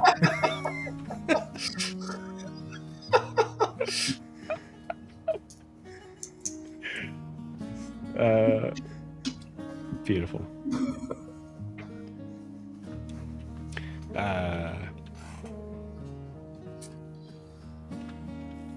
Cool. All right. With that, the morning does come for you guys, which means, by the way, technically speaking, you did get a long rest. So, as Carr and Zed are waking up, I think we even talked about this did we do the thing of like this is what you're leveling up with in game, or do we not do that yet? Okay, good. Well, okay, I talked to you privately about what. Yeah, that's the okay. Just wanted to make sure. I will So yeah, say, so I think We did like what class we did. so. Did we? Yeah, did we go around and say that on stream? I don't think so. Yeah, we have before. Oh, did I, we? I don't think we did I it thought live. we We did did it- it after or Yeah, something like 'cause that. the but- last we one did I it did, after. I did a point in Rogue. Well, is we've what I done it did. in the past. We're talking but I about think this we've done one. it for Yeah, this this level one. up. Yeah, Oh. yeah. No. So we haven't done it for this. Yeah, okay, cool. No. Awesome. Because we talked about you guys were able to level up about 2 months ago. Awesome. But just there was no long rest. on my since then. character sheet. You can now officially go ahead and level up. Okay. As you wake up, go ahead and describe the disheveled state that you're in, and please include what level up you, what class you took in leveling up. You first. I'll say we'll start with Zed. Oh god. I'm gonna take a point into Ranger, Okay. and then it's gonna take me a second to figure out what I'm doing. Oh god. Okay. You could just explain what Zed looks like as he's waking up, and then you can go back Oh, to the yeah. sheet if you want. He's probably just rubbing his head, rubbing his eyes. Feels super dry. It looks like he's got like cracked lips. Just grumpy. Not annoyed. Cool. As we kind of see Zed, it's a moment where the garage door is opening yet again, and a figure is a figure that you saw when you walked when they walked in, that tried to have a conversation with you as you were meditating. I imagine you just fully tried to ignore what they were saying. Cool. So now they're on their way. They're on their way out, and they're just going. All right. Yeah. Good morning. Good morning, Blue. Have a good day. Yeah. Okay. Whoa, were you talking to me? Yeah, you got drinks, something liquid.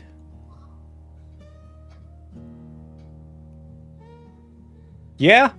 Do coffee, alcohol, anything like that. All right, Blue. Both. Hey, I'm gonna go out. I need to, go do my morning shift. But yeah, go. Good luck with get that drink. Morning shit. Let's go. Just walks out into the sunlight. I guess I get to keep the chainsaw. Okay. You see the door just close behind him. Cool. With that, we cut to Car. What state do we see Car in? And then go ahead and include what you level up in. Sure, I'll do the level up first, I guess. I'm level 9 in Bard now, so I'm taking Bard. I'm not doing anything else. And he's not taking a 5th level spell yet. That discussion with the spirits, he seemed to be arguing with, not really arguing, but having discussion with 2 specific spirits, trying to decide a path, and he didn't come to it. So that 5th level spell is currently open. He doesn't have one. Okay. He did fill up his I believe the rest of the spells are filled, so I will check to make sure when it's not, the focus is not on me. But as far as what he looks like, I mean, he already doesn't have a lot of feathers on his head, but there are some down around his neck. And if you've ever seen, like, probably pigeons are most common for most people, when they're wet and annoyed and the neck feathers are like out and not facing the right way, that's probably what Carr looks like right now. Like, the smaller feathers around his shoulders and neck are just not laying right. And he's already got beady eyes, but they're slightly beadier. So his longer feathers are fine, but the short ones are just like all not where they should be. Beautiful. Yeah, I think as you wake up, you see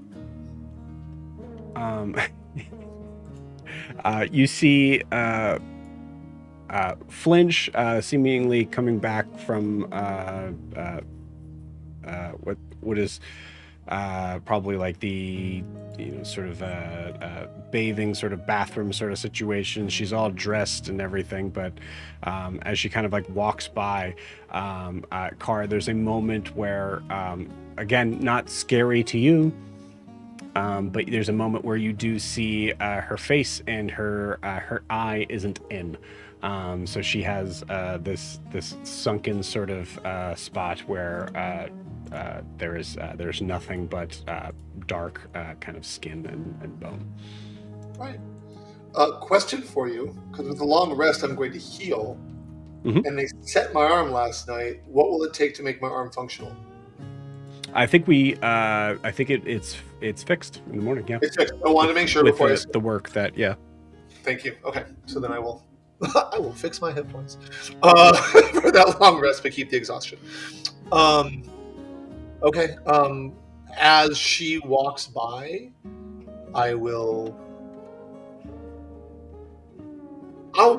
does she seem to notice that I'm awake? No. I will let her be. I do not want to stun her or shock her, especially if she's putting her eye together. If she's putting herself together, I will leave that be until I think she's settled. And I'll kind of do like the one with the whole, wow, good morning. Cool. Just before you do that, I'll say, because you're kind of like waiting in there, go ahead and give me a stealth check first. Stealth check. 5, maybe not. Okay. Okay, cool. All right, sweet. So she kind of like has her eye put in, and you see like she's still kind of in the like thing of like sort of getting ready. Actually, we'll say she doesn't have the eye in yet. She is opening a drawer of the desk that is right next to you, like right under you. And you see that she is starting to grab something out of it when we'll say that like something on the desk kind of falls over to the hard metal of the barrack, and it kind of like blings, which kind of like moves you slightly. And now she's looking in your direction to see if you woke up, and now sees you're awake. As she just immediately just goes, "Oh, sorry." Okay. No, it's all right. I've seen similar. It's all right. You're fine.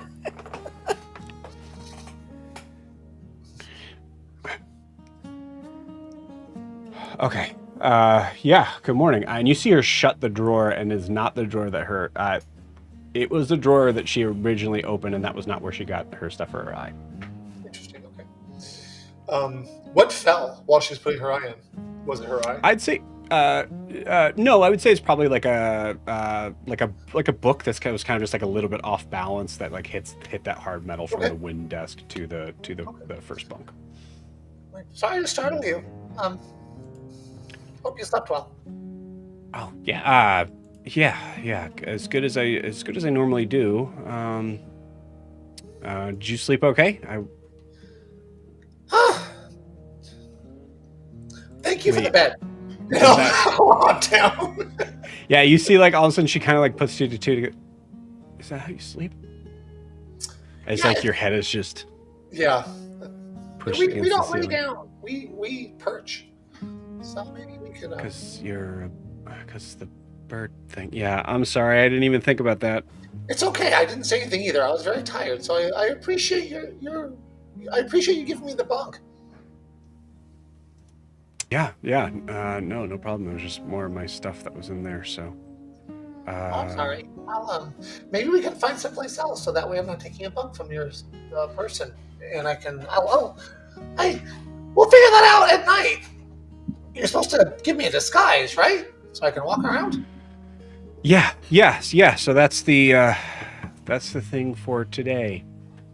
All right. Cool. Yeah. You know what? Before we head off, maybe you should check on your friend to make sure that they're. Obama, I'm sure he's still dead. Takes him a little while. I was talking about the Zed, I think. The blue guy. Oh, all right. I'll just walk out there. I'll open the door. Do I see Zed's awake? You do. I close the door. He's fine. Oh, you sure? You didn't seem like you did a good job at what? You know what? I'll come out. I'll come out. Just just wait for me out there. Did you need anything? Do you need like a toothbrush? Nope. Sorry. Sorry. It's all right. Okay, I'll meet you out there. And so I'll walk out and I'll just perch on the ground near Kobamu's shoulder. You got it. Go ahead and give me an insight check. Okay. 13. Which is not very tactful, but that was a 17. Okay, cool. All right, yeah, you head out. And you are just sitting as far away from Zed as possible. Yeah. I just go out, sit, waiting for Flinch and watching Uncle Kobamu. And I say, right now, I really don't have words. So. Looking at the, you don't even really need to look at Kobamu's face. You just see like his hand that is like kind of like hanging over like one of the crates there, and you can see, nope, not yet. I probably adjust it and make sure that if he wakes up, he might be comfortable. Mm-hmm. Yeah, I think in my head, like it's like kind of like this weird sort of like he's in a position where he'd be like sort of like sitting laying down, but weirdly like in a throne of crates and like just various materials there. So yeah, totally fair. Just making sure like, okay, well, he's fine. Like. Cool.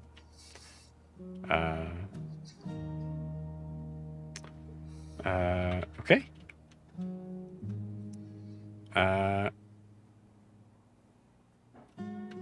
Yeah. So you guys just don't say anything to each other? I will not. I'll tell you right now. Currently, Carr is not a place to initiate a conversation with Zed unless forced. Yeah. Zed's just exhausted and he wants to find a way to get rid of it and wake up and figure out what the hell all this stuff is in the garage. Okay, you spent that time last night figuring out the general sort of vibe of the garage. Yeah, he still wants to learn more because he's seeing the chainsaw run, so he's like, we lost you. Oh, am I back? Yep. You didn't go anywhere. You're back. You just were out for a second for me. Oh, I didn't see. Sorry. Yeah, no, he was interested in how like the chainsaw would work, if what he could use it for and stuff. So he wants to see how these other machines run and how they work compared to like when he was building his ship, how his ship ran and stuff like that. All right, go ahead and give me an investigation check then. I'll say, you have a point of exhaustion, so it's with disadvantage. Oh, nat 1. Alrighty.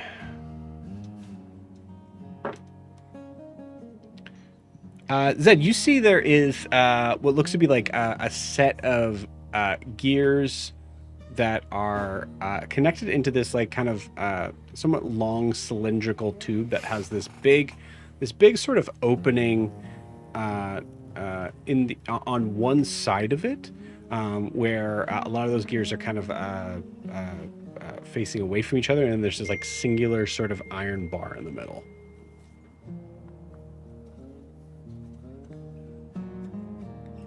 The hell is this thing for? What are they? Huh? These things? As with that nat 1, you stick your hand in, somehow manage to turn whatever this thing is on, and your fingers immediately get squished into the area of the gears. And go ahead and roll me a d10, please.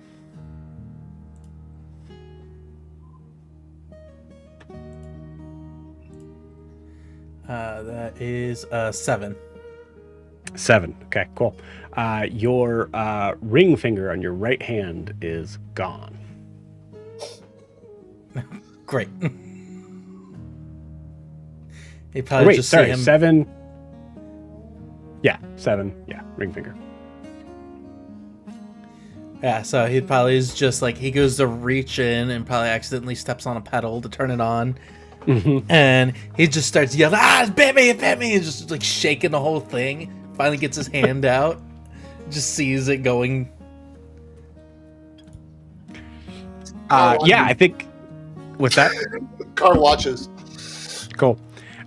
With that, you see Flinch kind of like hurries out and takes some sort of like large is trying to move quickly, but also kind of concealing something that she's going to try to sleight a hand. Ooh. That's lower than a 10. It falls out into the floor. This very large bag sorry, not very large, about this big, but what sounds to be quite a large coin purse, we'll say, that hits the sand, and you see a bunch of gold kind of scatter out onto the garage floor. As she goes to kind of collect it, and then also like, Zed, what are you doing? It bit my finger off. Why did you touch it? Here, come here. And you see her expertly kind of remove it and just,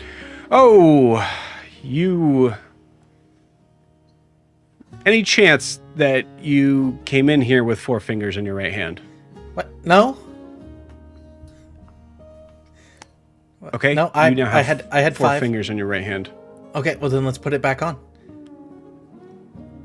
She looks into the gears where it is just like full on like Indiana Jones style, like there is no finger left.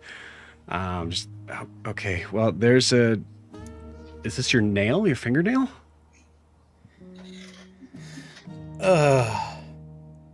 Great. Well, it's a good thing I'm ambidextrous. Okay. Amphibidextrous, you mean? It's okay. That finger's no good for throwing.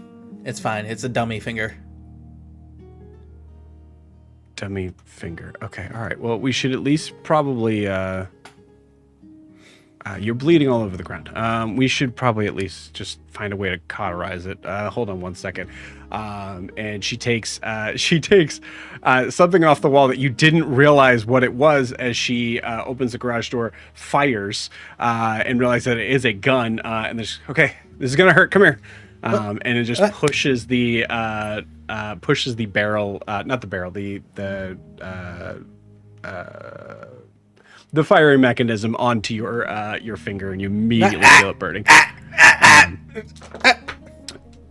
By the way, good morning. You took 10 points of bludgeoning damage.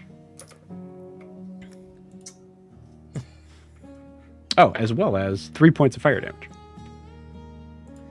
Yay.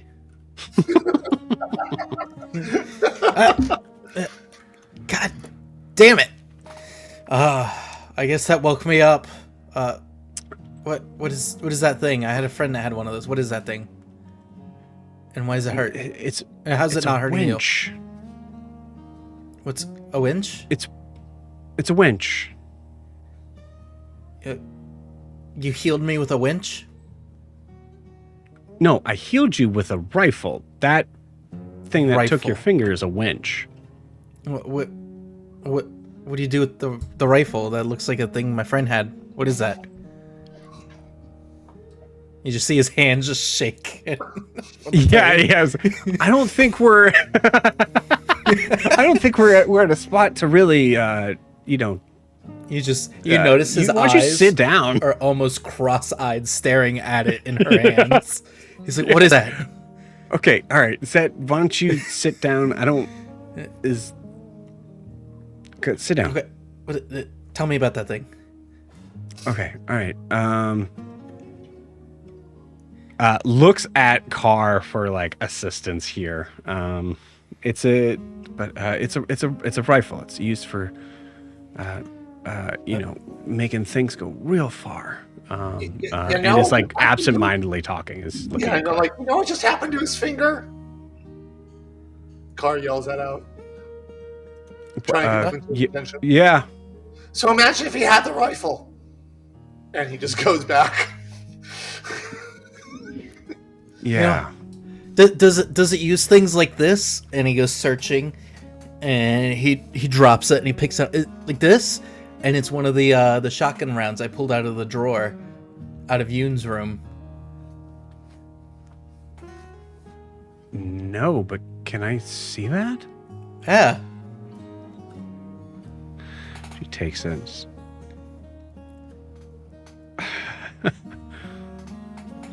Interesting.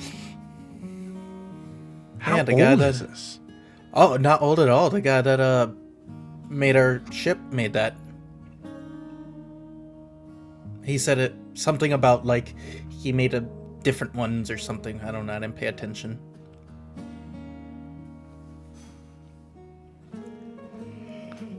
I'll tell you what. I'll trade you. Give me this, and I will give you a smaller version of that. Oh, After looking at Carr, after you learn how to use it. oh, yeah, that's a deal. Okay. All right. And then he whispers to Nala, and now he has a gun. Okay. All right, guys. It's time for a little field trip to Maisie's. Ooh, do we need the chainsaw? Definitely don't need the chainsaw. No, for sure. Are you not. sure? There might be a tree in our path that we could easily walk around, but we don't want to because we gotta keep We're it back. mostly in the desert. Not a lot of trees. I knew it! I don't need a chainsaw for trees in the desert. What was he talking about? Not in the city. Anyways, yeah. Okay. All right. Well, it's probably we're gonna be walking. Is that okay? Yeah, it's just my hand that hurts in my head. Can we find something for pain and exhaustion?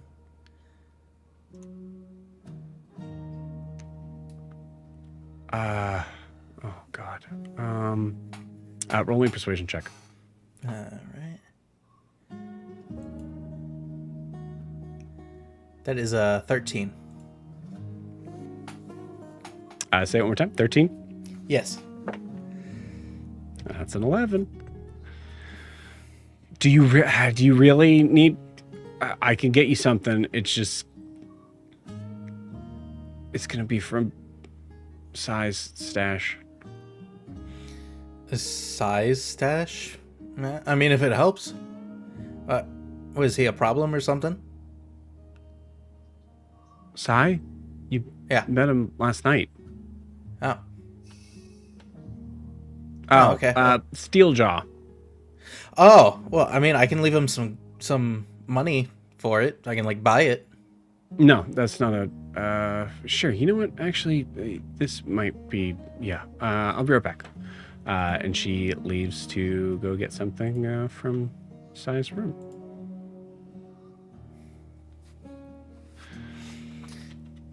Man, Kobamu's taking his sweet time trying to get up. Carr will look at Zed to determine if he's just talking to himself or if he's trying to get a reaction out of Carr. He's looking at his hand. Then Carr turns away from Zed again.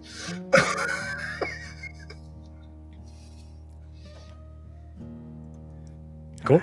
A few minutes go by. She comes back out and goes, "All right, don't tell him that I gave you this, but I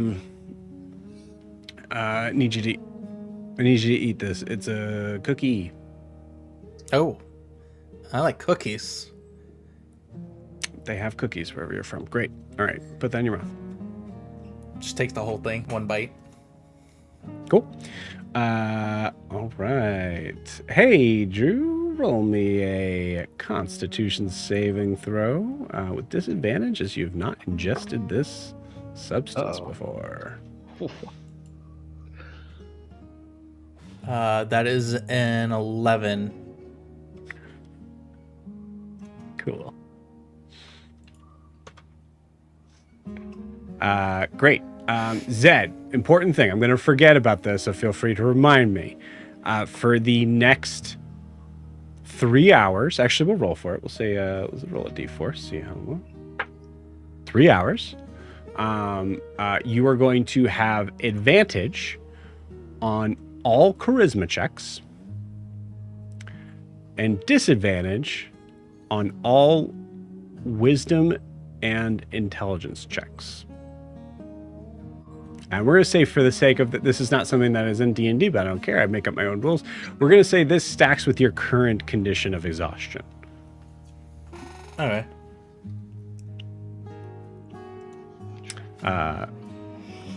Cool.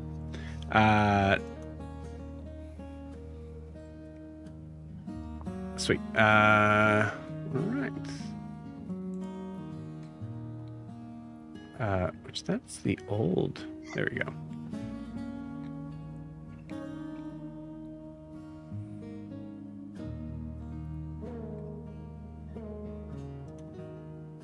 Where's this set in? Oh god, I hate the new thing set up in there. Okay, cool. Awesome. As you take this cookie, and in about it hits pretty quick. I would say about maybe like a minute or so. You feel great.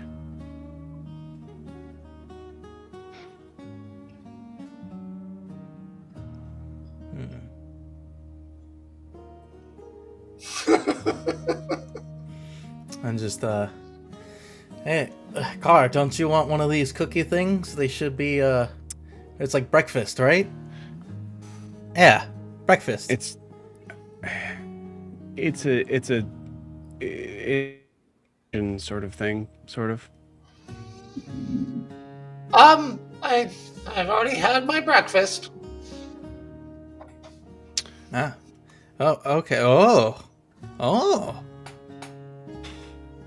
Oh. That's a cookie. All right. Yeah, feeling better now, huh? Oh yeah.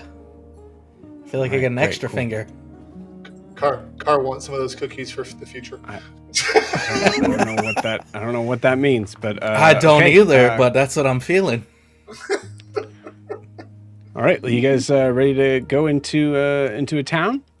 Yeah, hold on. I feel like I got something coming up. And then he is going to cast Water Bullet by accident. Water bullet? Yep. Great. That's from Obajima, Tales from the Tall Grass. That is definitely not a spell that we have for D&D. It has it from my ranger Also, class. you have Spiny Shield, which is from the Humblewood campaign. You gotta check where your spells are coming from, bud. Okay. Let me fix those. Okay. Backtrack that. We're good to go. Cool. We'll say, just for the sake of something like a jet of water sort of like shoots out of Zed's fingers and just like kind of hits the garage doors. Whoa. Okay. All right. Let's not do that. Car. Yeah? Can you convince him to not do that? You're funny. My inability to convince him to do anything is why we're here. Okay, all right. I wasn't sure if I was going to take this, so that kind of decided that. And you see her kind of reach into the corner, and she takes out this massive mechanical hammer that has like a couple of like pistons on the side of it, and this giant hole, or this hole in the center of it, that is perfectly cylindrical. Okay, all right. Well, let's head out. All right. And the pat Fukobo on the shoulder, and I'll be like, "I'll be back, buddy," because I still don't know if he hears me when he's dead. Yeah. And I'll say it both here and on the Imperial plane. Cool. And with that, the garage door opens, and you guys are ready to head on out. And with that, we'll take our 10-minute break. We'll see you guys in 10.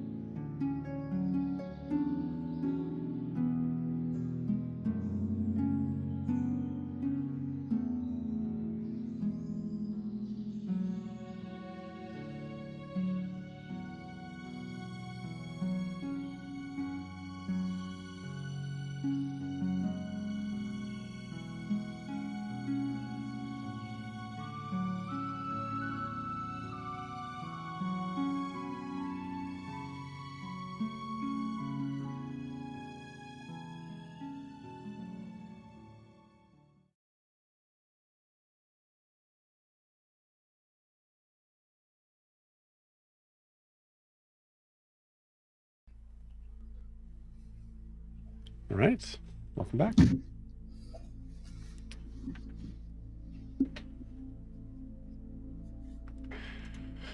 Riaris and Kaelinor, you are sitting at this, or standing at this fire pit where you see this woman, like I said, very, very, like, sort of weak in appearance, very old,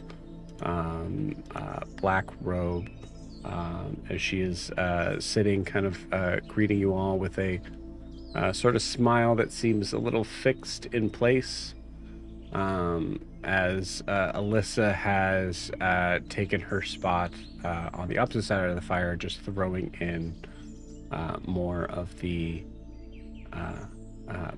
red berries. As we hear this like popping sound every once in a while. Behind you, Eliane comes up. Yeah, I think you know her name, right? Mm-hmm. Yeah. Eliane comes up and goes, Den Mother Udris, this is Riaris, and I didn't get your name? Kay. Kay. They are a little lost.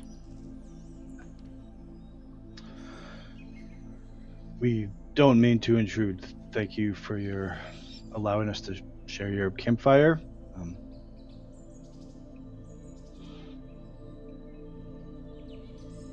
Come here.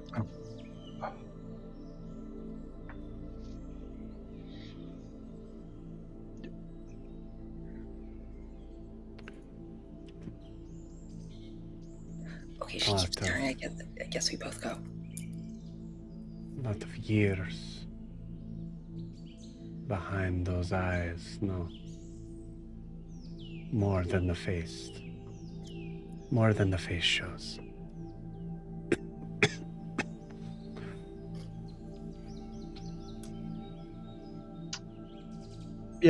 Yeah, something like that. Yeah. Thank you. I don't mean to be a bother. Where we, as she said, Eliane said, we were here unexpectedly. I just kind of look at Kay as if anything else she wants to say, or we have some injuries. We're just looking for a place to rest up. The place to rest, and we'll move be on. out with your hair shortly.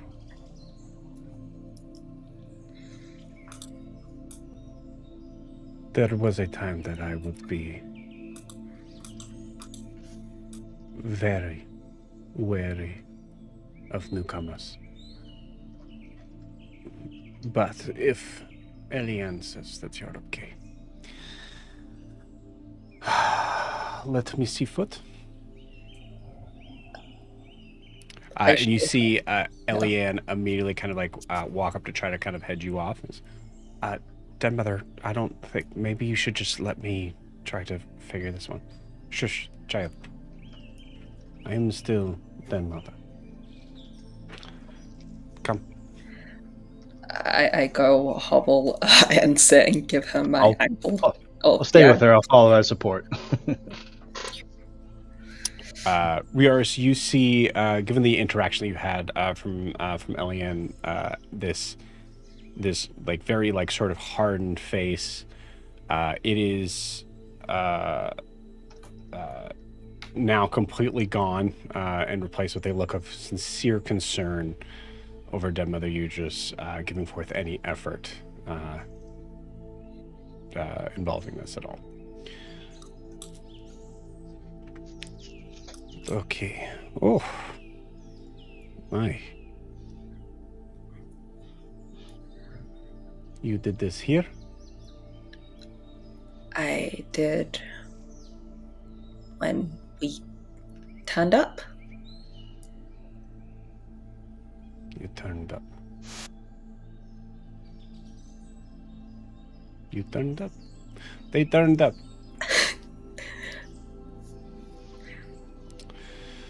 She kind of like gingerly kind of actually no, sorry. I know Den Mother. She kind of grabs it a little roughly. Okay, all right. Shh. Yep. Kay bites the inside of her cheeks, just like, don't make a sound, it's fine. Okay, it's surprisingly not. It's not broken. Not in any of the important places. That's good news. I can fix, but it is going to be very painful. You want something for pain? Yes. Good. Please? Eliane, 2 things. 1, stop looking at me like that. And 2, please prepare the healing salve. Thank you.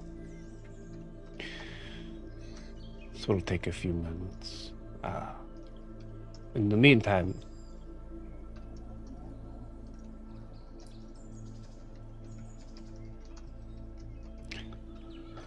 where are you going?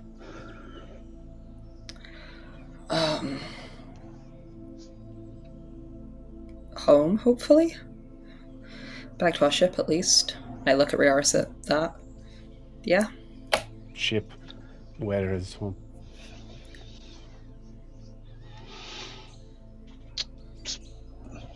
South of South Imea, I think is the best way to describe it. The Chassavi? Yes, you've heard of one of the islands. I have been around for some time. Wow.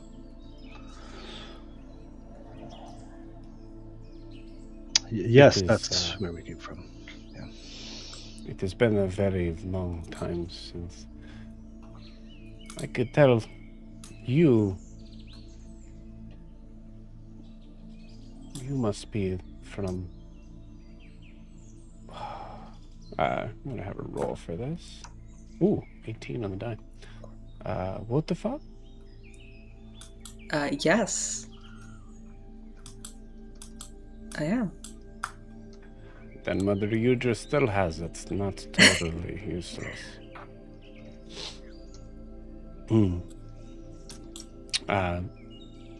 Young man, sit, please. Old man. Old man.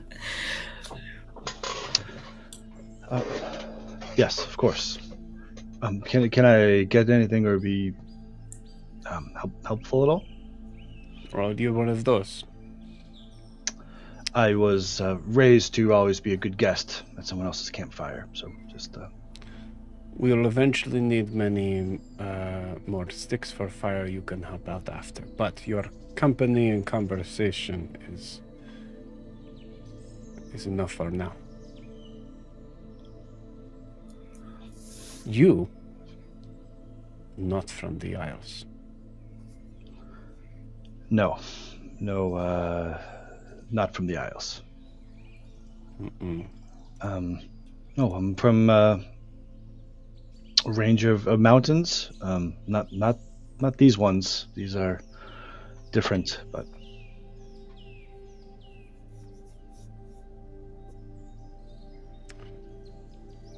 You're from... Yes. And Riaris, you cut out, Joe. You cut out there. You said you're from, and then you like disappeared, and then you came back and said yes. Okay, cool. We went a lot for bigger knowledge. She said you're from the mountains, and the way that she said that, Riaris, she knows exactly where you're from, and she's just not saying it, possibly to your benefit.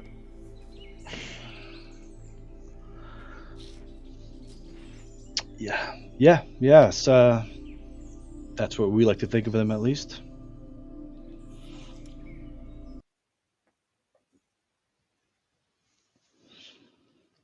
Oh, sorry, lost you guys for a second. You guys hear me? Yes. Sorry, I lost you for a second. I don't know if you said anything. I just said yes. That's what we like to think of them as, at least. Yes. Well, it is it's a very sad story, but going far enough back for all creatures, eventually there is some sad stories, no? Yeah, but I like to think that that doesn't have to be the only definition of who you are. Hopefully there's good stories in the future. Signs of the adventurer's heart. Or the fools. Depends.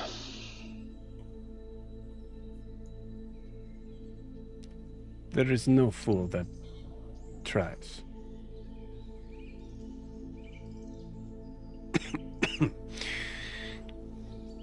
Can I... Girl, how long are you going to take on that self?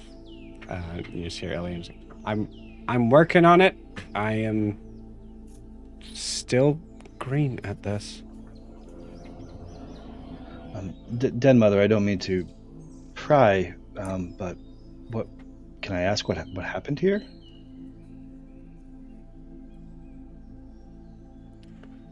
Another sad story.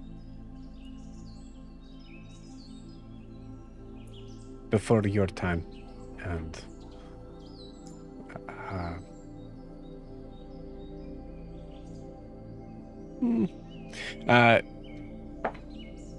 I think at this you see her stare kind of past you for a little bit, for a long enough time that you kind of feel like there's someone behind you.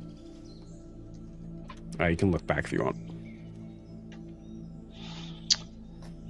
I don't think that I would. Cool. It is. And her eyes kind of catch back to you. It may not be a story for me to tell. I know someone who's dear to me that would potentially say the same thing. I understand. Don't mean to risk our hospitality.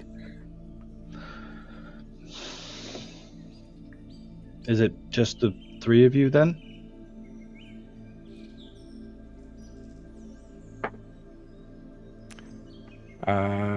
Alyssa speaks up at this point and goes, yeah, now there is.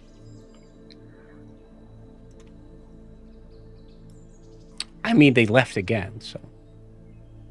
Oh, you're talking about your Right, your people who rescued you? Yeah, my adventuring party, they left. Sometimes people have good reasons to leave. Sometimes they don't. We get stabbed. We get stabbed by a child.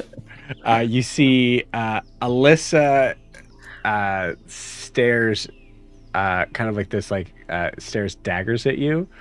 But I think like in the idea of like trying to avoid the look of her on her face, you look over at Eliane, who just seems to be finishing up like this Morgan pestle thing that she's working on, and she's not facing you, but she has a big smile on her face as you say that.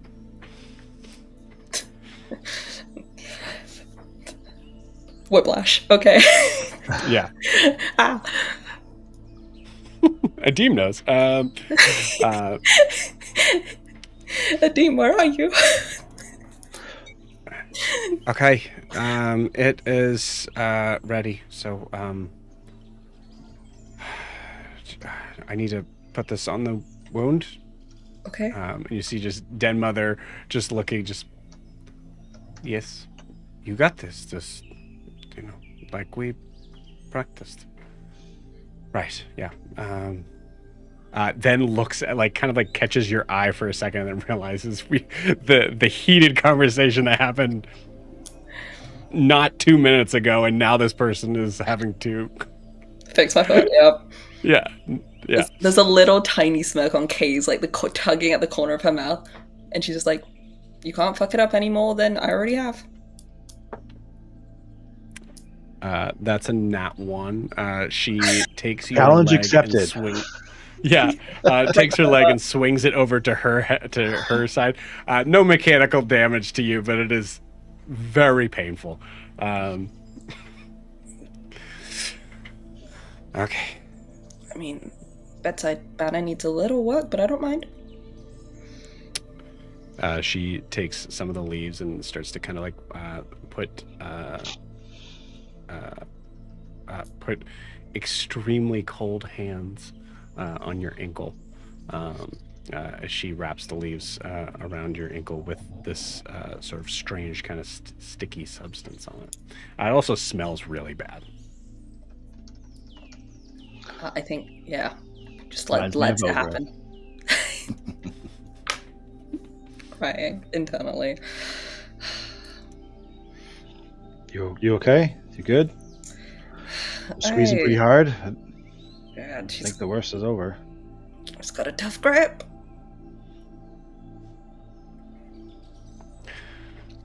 Okay, all right. I think my part is done. Unless you want me to try and do it, Dead Mother, because I don't think... No. You see her kind of like bring her sleeves up. Okay, all right. Bring foot back over here. And you see just Eliane just push and swing that foot over in that direction.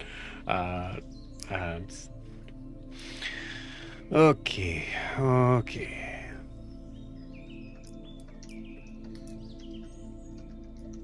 Tell me about home.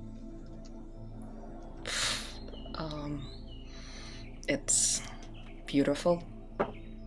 It's a cliffside, high. You'd see the ocean. Give me a Constitution saving throw. Okay, yippee. Nat 20 for 27. Holy cow! Wow. Your choice, Kaelinor, I think, is possibly that like you really start to think about home, maybe. Yeah, for the first time in a hot second. The house that used to be like a training yard, there probably still is. Beautiful columns, white sandstone walls. I think she just gets wrapped in thought, as if the memories are playing out in front of her. The kitchen, fresh tea leaves, the sound of laughter, usually mine, the faint whistle of a cup of tea about to be poured. Hot weather, but not burning hot. Nothing that would scorch you, but that nice humidity. And paired with that sea breeze, it's a little piece of heaven on earth. Riaris, your choice. Would you like to roll? Are you? I'll put it this way: are you focusing on Kaelinor, or are you focusing on the foot?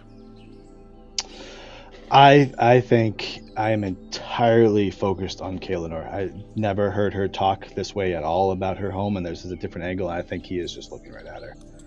You got it. With a smile. He's just smiling, just listening to her. All right. I'll say medicine or arcana check with disadvantage as you are focusing more on Kaelinor.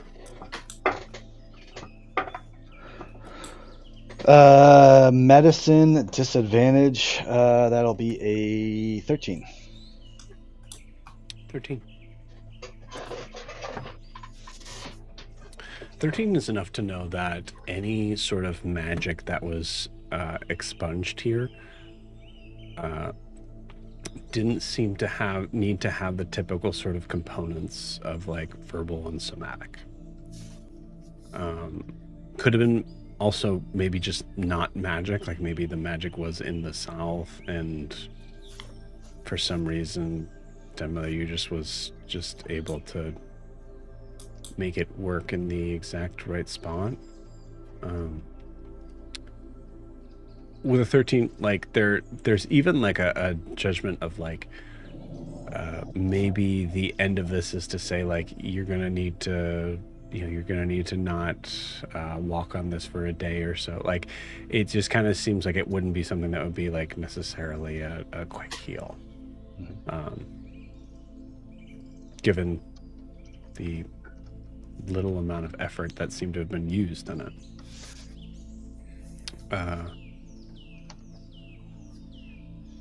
But yeah, I think Kaelinor, as you kind of like open your eyes, finishing that or catch Dead Mother's face as you're finishing that, you see her smiling.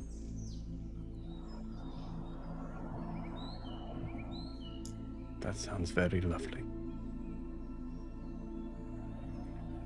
It was. Well, you're all done. She takes off the leaves. And you look down and you see her foot is perfectly healed. We're done? Like, I think Kaelinor gives it the instinctive, like, reflexively, like, twisting her ankle and is like, Whoa. That was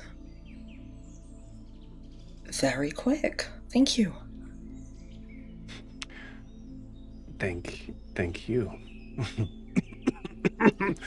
And you hear a coughing fit from her as Eliane kind of like moves to her side and goes to kind of like hold her to sort of like try to just keep her up.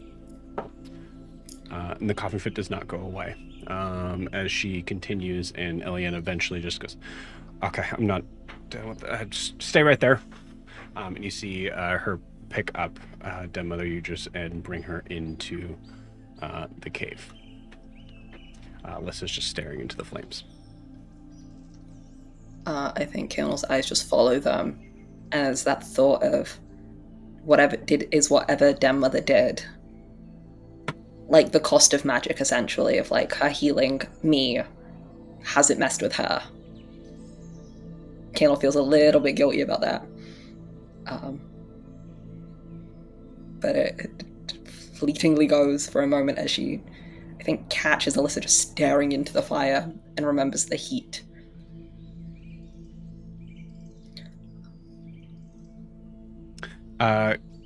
Cool. Fuck yeah. Okay, great. You hear Alyssa. Alyssa doesn't look up from the flames that she's looking at, but you hear her say it that. Yeah, sort of. It's not your fault, though. She would have done it anyways.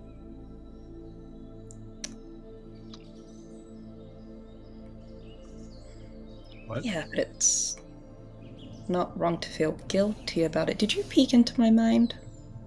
Or could you just...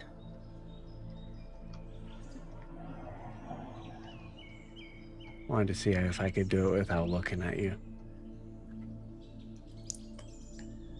And I think Alyssa hears in her mind, nice trick. Gotta teach me that. As Kaelin kind of smiles at her. And then she also hears, we should probably let our friend in the conversation too. Okay.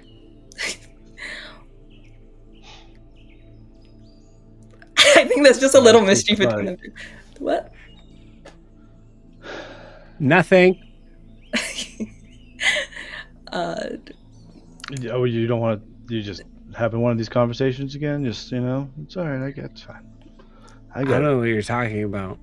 No idea. I think he might have bumped his head a little harder than I thought.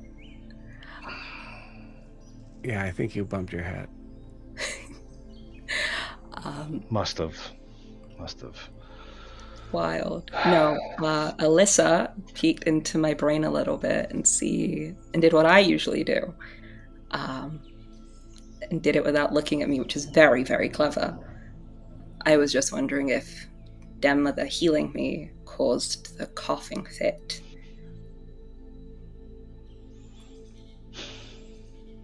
Magic has a cost. Yeah. I think.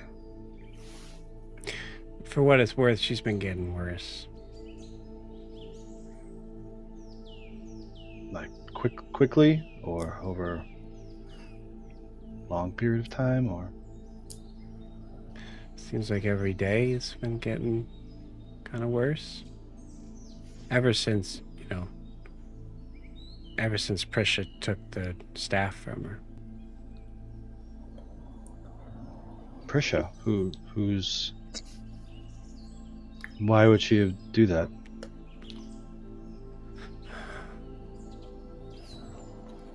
Well, it's a very powerful staff, so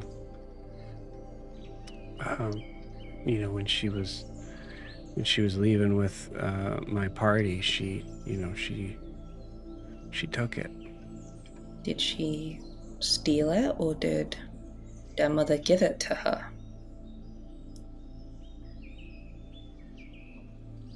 I don't know. I didn't really see it. I saw what, I saw it in their mother's hands, and then I saw it in Prisha's hands. And then their mother started getting sick.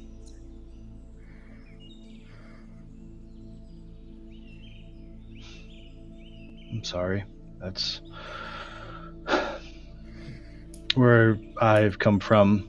Sometimes that happens when one of our elders knows that they're getting older. They still have a lot left to live, but someone else might be able to do the job better than them. I don't know Prisha or you just much, and she's clearly a very kind and wise woman, so I'm sure there must be a good reason for it. You could ask her. She's around somewhere. Prisha? If you see her in Imea. Oh. I mean, if we run into her, or the rest of your crew, we could ask. You could ask. Just to ask, why she wanted, she wanted their mother you just to not have the staff.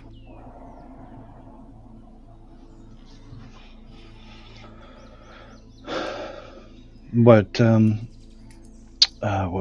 she look like? We could if we run into her.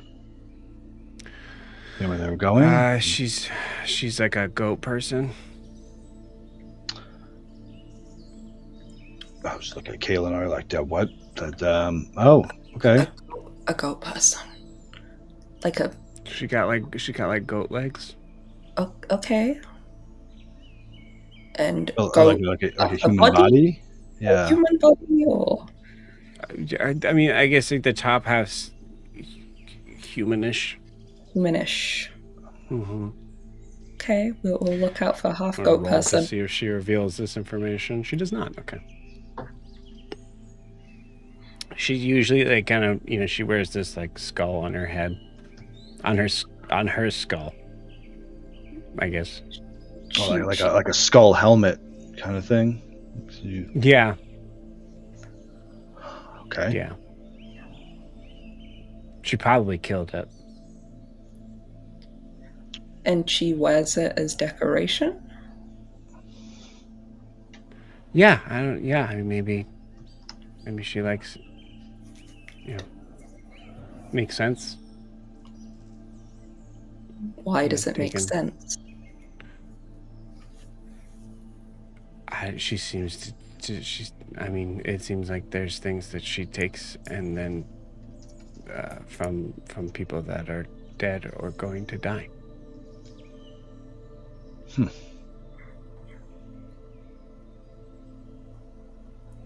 It reminds me of someone.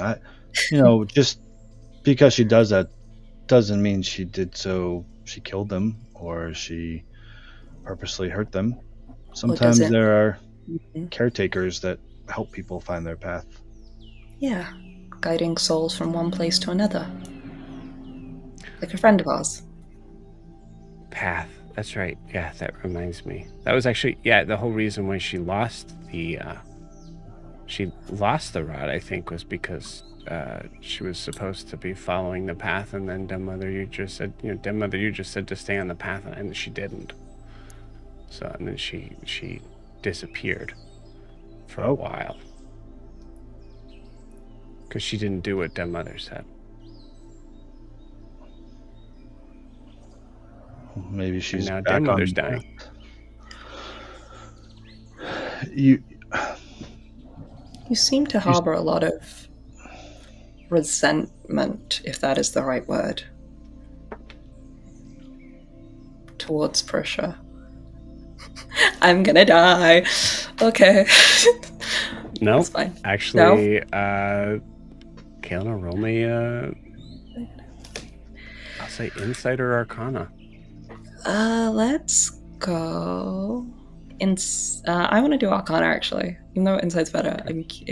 I'm worried like the heat thing is bugging. Nope, that's it. I actually got inspiration. Screw it, let's use it now.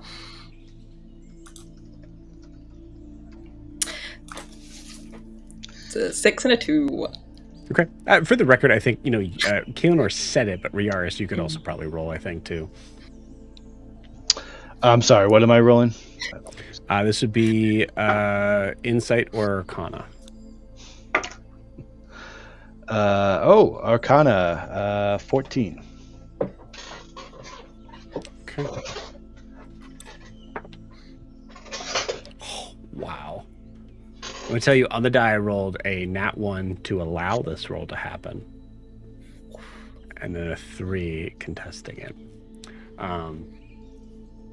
Riaris. I'm going to message you, actually. It's my first message this first time. And man, I feel so special.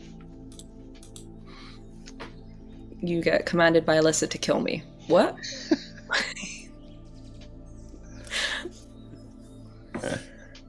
But we meet Prussia. We've heard of Prussia. Yippee! Even though Prushia's sounding like to be the bad guy here, and I don't. Not a good person. Yeah. No, wear skulls on his head. Prushia's not a good person in this context. Oh, man. Kay, I love you, but Kay, I love you. Exactly, Kay. I never said it.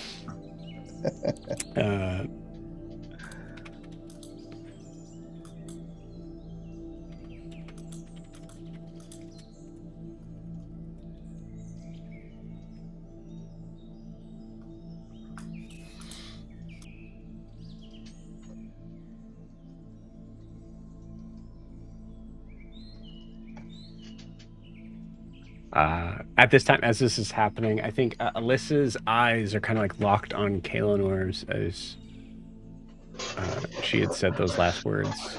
And Eliane comes out. And Kaelinor, if your eyes kind of like pull away from Alyssa's to sort of see Eliane, you see out of your peripheral that Alyssa's not stopped staring at you.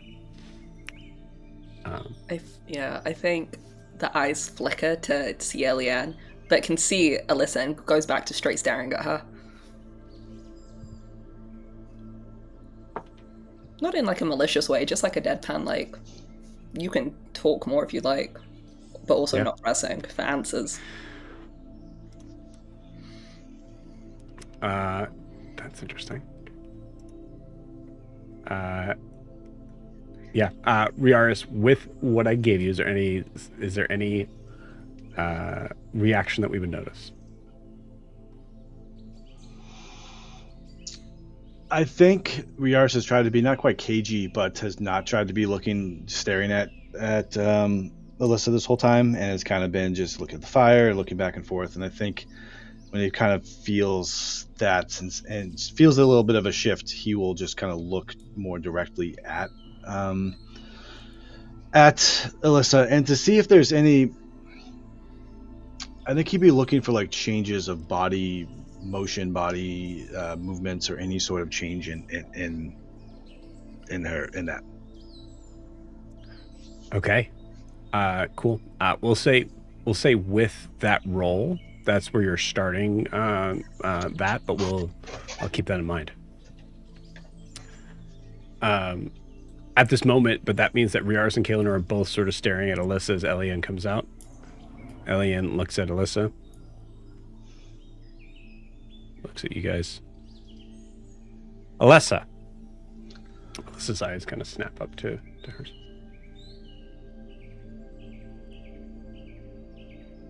Why don't you go find some more sticks for the fire? You see Alyssa is kind of grumpily, sort of like. You just told me to go get some too. Would you like me to go with her, or is she? No. Okay. Meant nothing by it.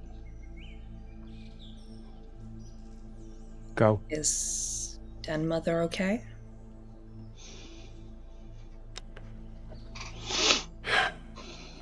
You see Elian doesn't respond to you, Mhm. but just watches Alyssa go. And then she turns and looks in your direction. What does she tell you? The demo the healing my ankle made the coughing fit happen. Since Prisha has taken the magic stick, their mother's been getting worse.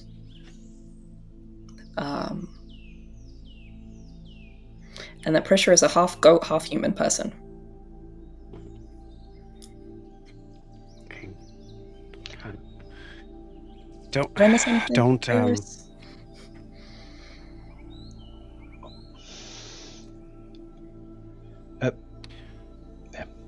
ahead. Just don't pay her any mind. The mother is old. That's what happens. Elian, I think I'm being too bold with anything here, but is Alyssa all of herself? I can't help but feel that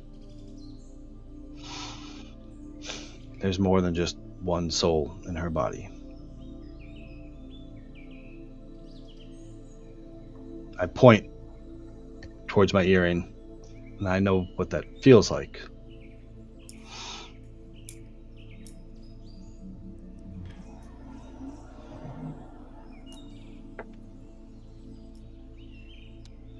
Nat 20. You see a look of a smattering of what starts out as shock, and then anger, and then a look of like shaking that off and understanding the better part of what is most likely going on in the situation. You knowing that information is dangerous, and you can tell in this moment that Elian was like, Elian thought in her head of like, do I need to kill you? And then thought better of it. It's complicated. Yes. We're working on it. We're figuring it out. Word of advice to both of you.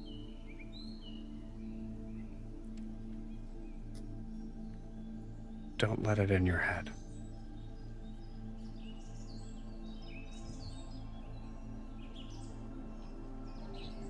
What is it?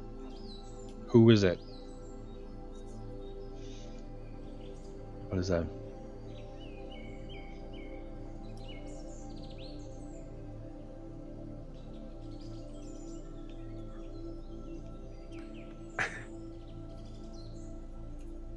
You know what? I've been with Den Mother for a while now, and the amount of people that I have talked to at all, I could count on two hands the amount of people that I've talked to in the span of a year. Much less about this situation, so you know what? What do you know about the rods of creation? I'm going to pause you there. Yes, you are. Breathing. Meanwhile, Horace, you are in a tricky area.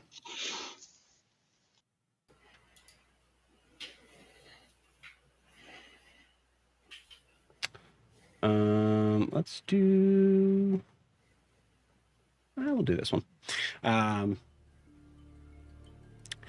as you are following your half-orc friend, will kind of like speed along to getting to the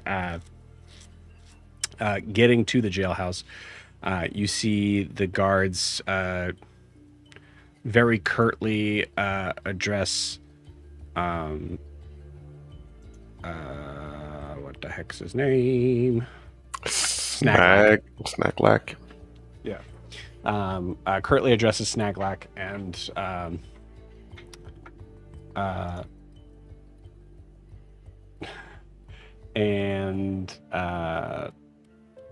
eventually lets him inside, both of you. As you are in there, you see that there is more guards than I would imagine in like Horace, given the steps that you've taken to try to escape hands that would be of any sort of authoritative figure, there are an uncomfortable level of guards here. This long sort of extended kind of hallway, you see there's multiple sort of there's about, honestly, actually there's only about maybe 4 or 5 like cell block doors that you can see from this side. And you see that there is a lot of what looks to be clerical sort of like figures kind of moving back and forth, not in any sort of armor, but seems to be kind of like doing like some paperwork sort of stuff. People are coming up to this sort of counter and addressing all this, all this stuff here. I'd like you to give me an Arcana check.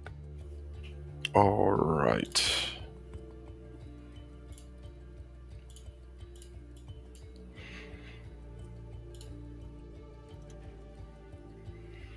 A 10. Cool. There's a lot of moving sort of bodies here. Some of which you are noticing, like you're picking up like little sort of signs of like what may be magical materials. You actually notice that there's a couple of people that seem to have those same sort of like watch things that seem to like block the magic that you had. So you see that, and all of them are equipped with weapons.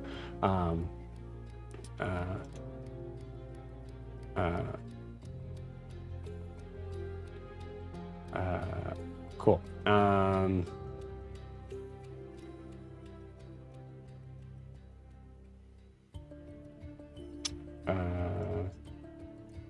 right. As you approach, it seems like kind of like Snaglak's kind of doing all of the talking, but at a certain point, we'll need to know Ogre's name. So you just give it to him, I assume. Yeah.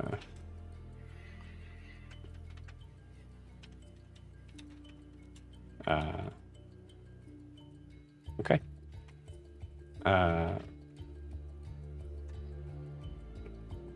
I'm gonna say, give me a. Go ahead and roll me. So you're rolling for. I want you to roll for Snaglak's persuasion. But anything you want to give him, including like just advantage on that, you certainly can. All right. We got a 19. Okay. Great. Okay, cool. With that, you see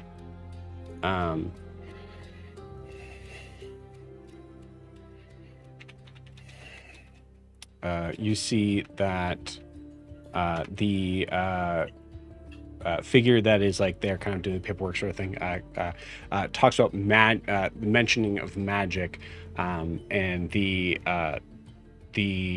elven figure that is kind of doing this is, and this person is not a student of the Ludus. Is that correct? That is correct. She is a ward of House Tempest Child and a guest and friend of mine who is unfamiliar with the rules and regulations that you abide by here. Okay.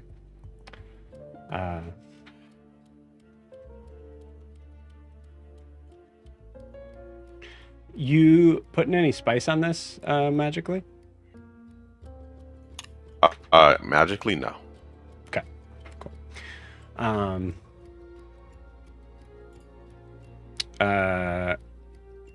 All right. Sweet. So with that, you see the figure kind of giving a very sort of uncaring sort of glance back to his paperwork. That is troubling. Well, given the normal circumstances, minimum 3 days jail time for casting unwarranted magic in public. Also, it looks like there is an inclusion of what seems to be theft. Theft? No, that can't be right. It seems that this ogre was in possession of stolen goods from the local shop of a Mr. And he says the name. I don't have the name in front of me. I just recollect and stolen. You mean the man I paid 1 gold for a couple hatchets? And did she tell me? Did I ever see what she took, or did the guards? No, she never did. She never told you.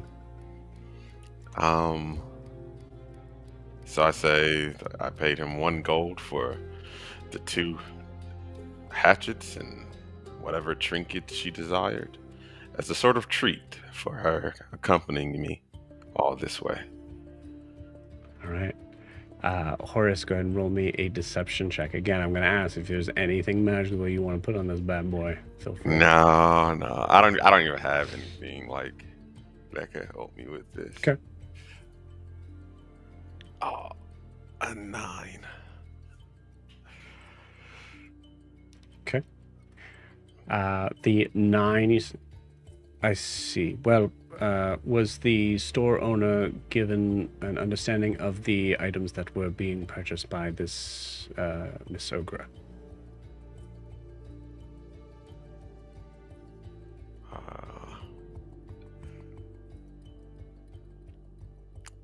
I assumed he knew.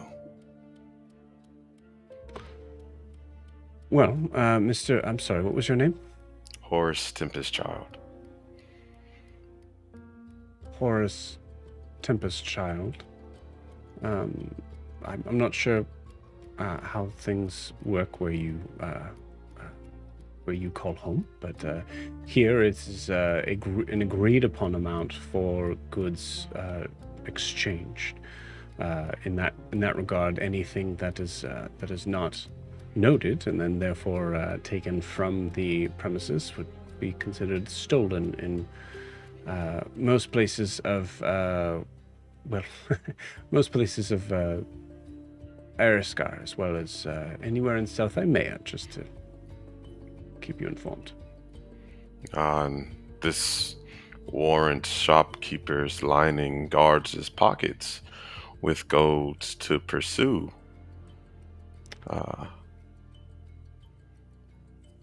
I am not made aware of that, if that is true.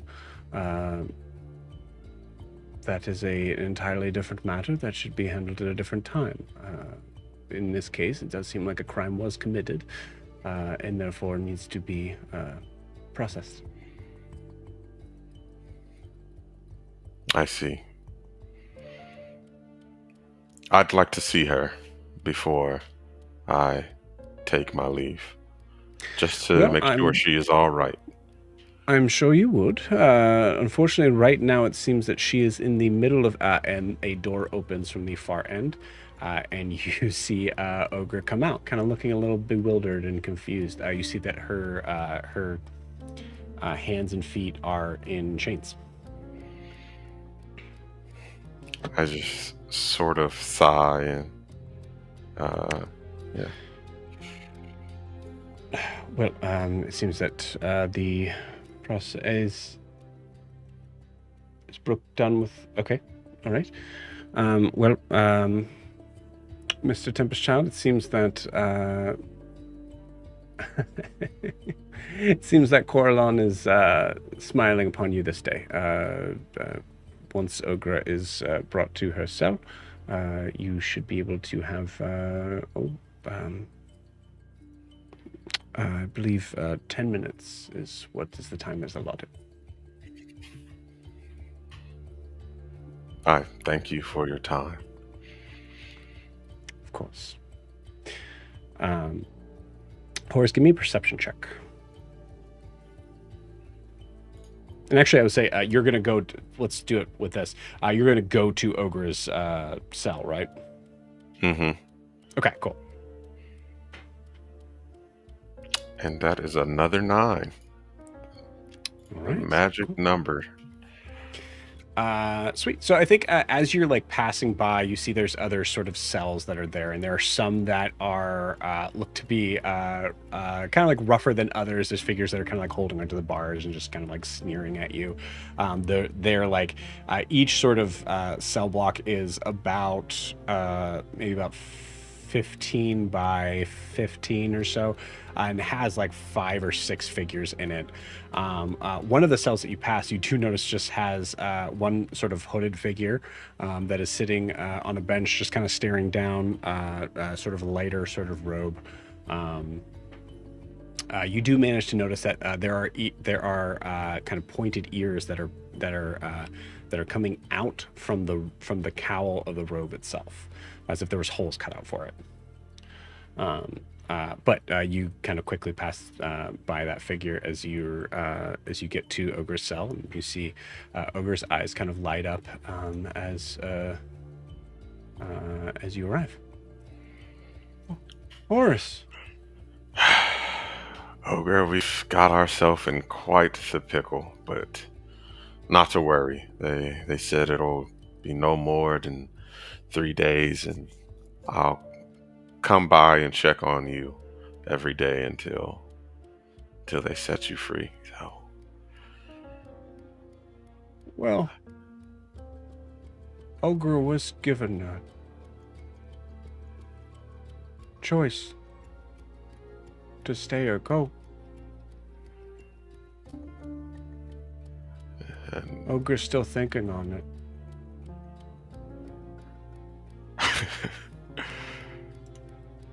well, you take your time, Ogre. I'll be here for you. In the meantime, I'm going to see what I can learn about this place. See if I can find us a way back to your friends, I guess. Oh, well, Ogre would... if Ogre goes, Ogre would be going closer to friends. South, right? Yeah. I don't think I know where. Do I know where You we are? you would really? know. You would know that that Eriscar is definitely north of. Okay. Yeah. Yeah. But this seems like a strange amount of information for Ogre to know. What? I overheard them say Brooke, right? Yeah, Brooke. Brooke was nice to Ogre. What did she say to you? Gave Ogre a choice to stay or go.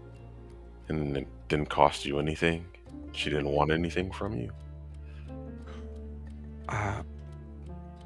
No, Ogre would be bringing someone to a new home. Did they say who?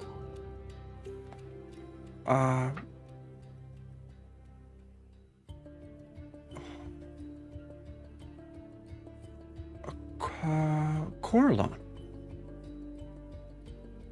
Horace, give me a religion check. Bringing Coralon to a new home. I love seeing Jack's ears sometimes prick up. That is a 22. 22, cool. Yeah, DC would be honestly maybe like a 14 for this. Coralon is one of the well-known god of the elves. Mm-hmm. There is absolutely no way that Ogre is bringing a god to a new home. I think with my background, I immediately start thinking the worst, and as in terms of like sacrificing people and like, what? Yeah. What are they trying to do here? Ogre's gonna bring Coralon home.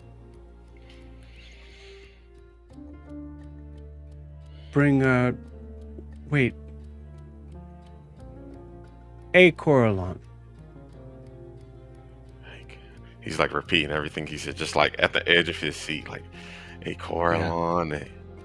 Is that a name? Is it a person? Who? A Coralon? No, Coralon is God. Apparently, Ogre didn't know. And they want you to bring an effigy of him to his temple, or yeah, like a effigy. Yeah. Okay. Well, that doesn't sound too bad. As long as you're safe. The other Brooke lady said, in your group, I'm sure she'd kill me if anything happened to you. So. Yeah. Brooke said that Ogre can wait and think about it, as they still need to find a guide. But Ogre will be muscle. A guide? To go for the new home. That knows the home. Did they say where this new home was? An area, a city, or... Roll for Ogre. That's not bad. Ironsides. Ironhide.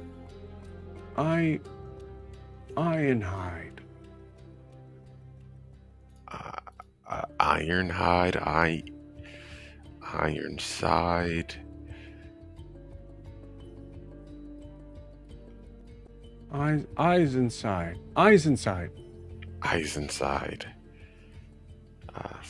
It's not ringing any Rob bells, but... Horace, give me a history check. Okay. A whopping 11. 11 is definitely enough to know the capital of South Imea, Eisenheim.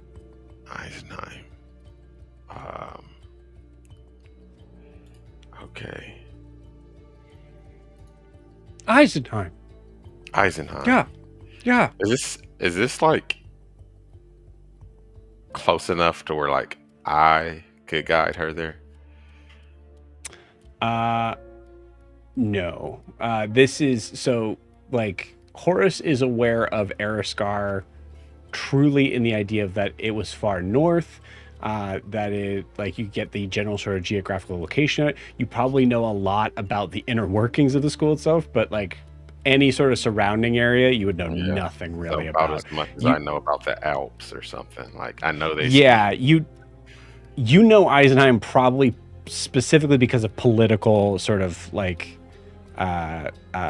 reasons rather than any sort of geographical ones.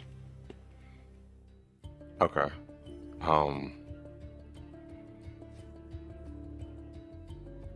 I'll go back to the guard who I spoke with before. Okay.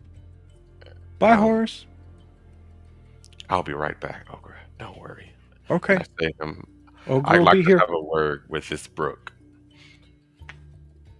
You say that to a guard? Yeah. The guard kind of looks at you. You saw the office door where he came out, but the guard, it would be guarded. That goes. Out of the question, civilian. It has to do with the mission that she has bequeathed unto my friend here. I think I might be of some assistance. I am quite unfamiliar with what you're speaking on. Which is why I need to speak with Brooke. Give me a persuasion check. All right. God, a 7. No. I'm about to start blasting. Yeah, I say. Anyways. The guard goes again. If you want to, put a magical stank on this, you certainly can. Physical stank, slide a gold coin. Slide 2 gold coins. Physical stank. I will say the DM will allow some significant leeway on the concept of how you'd be using magic here.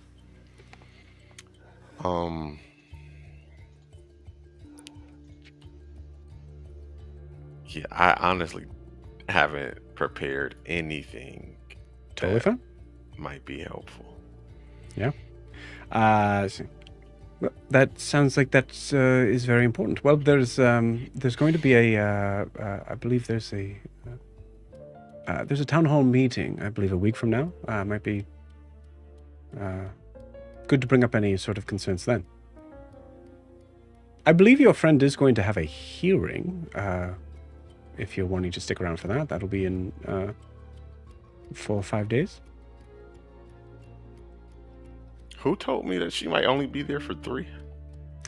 The person that was doing the clerical work was saying 3 days and then saw the theft.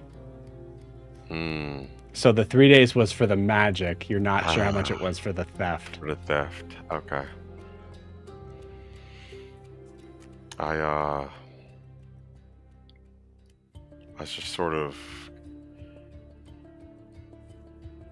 clench my fist and storm outside and start pacing in front of the door to the entrance. Okay. You got it. I think Snaglack's out there just go okay. Yes, she's fine, but these guards are quite difficult to deal with. They are planning to put her to good use in lieu of her crimes. Oh, that's interesting. That's a good way to put that. Cool. Snaglack goes, oh, that's they can't do that. I kind of like perk my ears up at him saying that, and I say to him, since I've been here, all I've heard is about how poorly these guards treat those that are different from them. How do you stand it? Well, you don't. I guess you kind of try to toe the line as much as you can, but I mean, you also make sure that you have a full.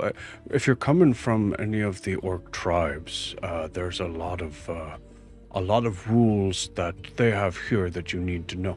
Which is why I'm saying I read specifically like they can't do that.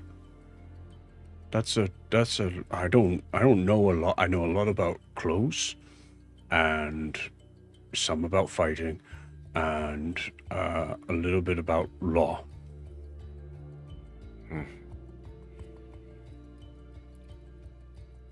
I will say, Horace, that's an interesting piece of information. I put my hands on his shoulders and I like look at him and I say, "Yeah, going up here. Someone's got to stand up to them, not just for my friend and Ogre, but everyone else who they just walk right over." I met a couple and they had the same thing to say, and they're bringing a child into this world, and that's not the kind of future I want to see for you all. So to clarify here, you're trying to convince Snaglak to go to bat for you and also trying to get into Brooke's office? Just to like do like a protest outside the door. I'm trying to all right, cool. get him, go talk to, Kenneth and whoever else they know. I'll say in this stance, if it helps, Horace, give me a religion or history check. Your call. Okay, let's go history for a 27.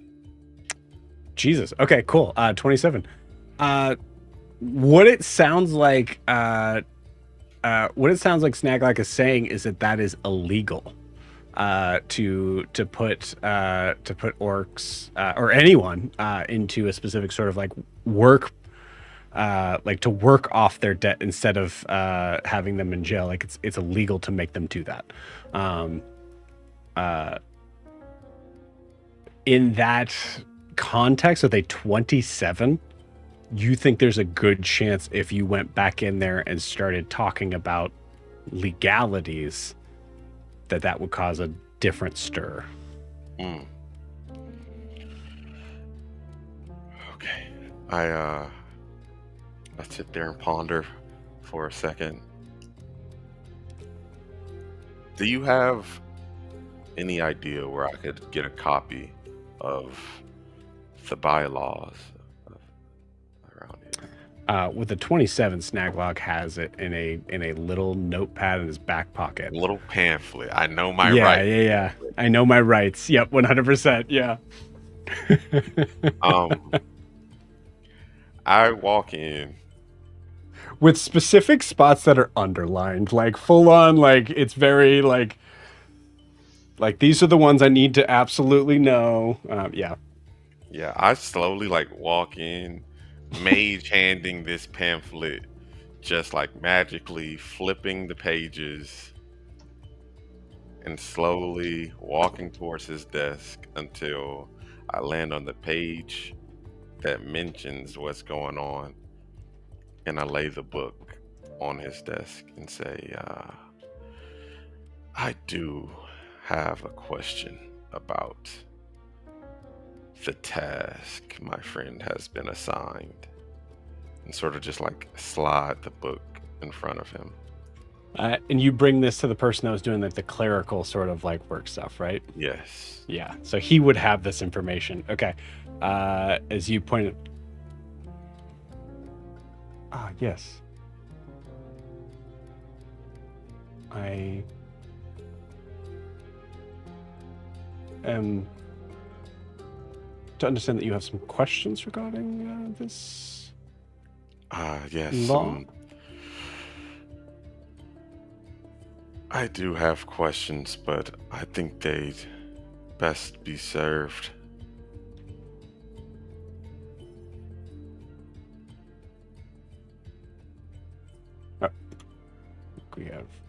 We have Frozen Rob. Well, let's have it. I'm going to roll some stuff here. So you guys heard it. Horace did cast Mage Hand. I did hear that. Plausible deniability. I had nothing. Now, to clarify, we'll say one thing for you guys, just in case anything ever comes up where you guys are in Ariscar.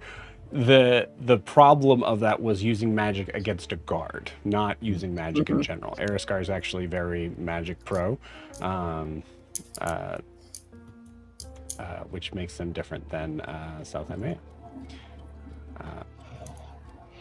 Hopefully we get Rob back, because I would I have a fun way to finish this scene.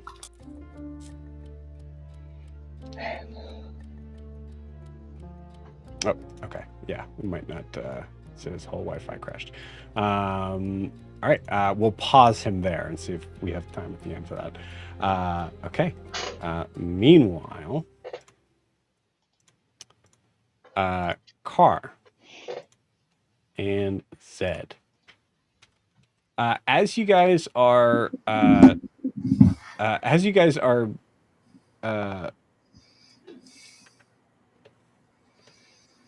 do this one. Making your way through Madura, it is a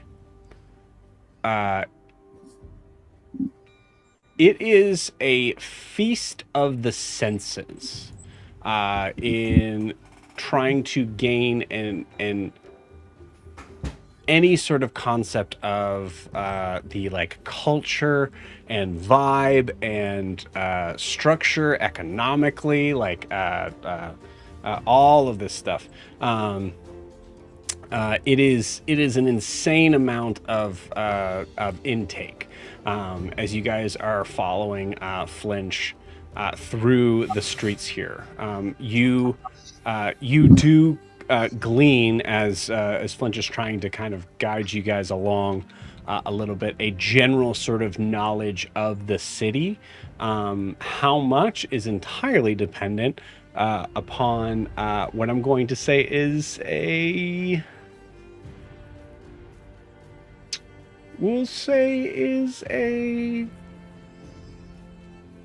this is kind of a focus thing here. So I'm going to say give me we'll just call it a perception check. It would be a wisdom roll, so.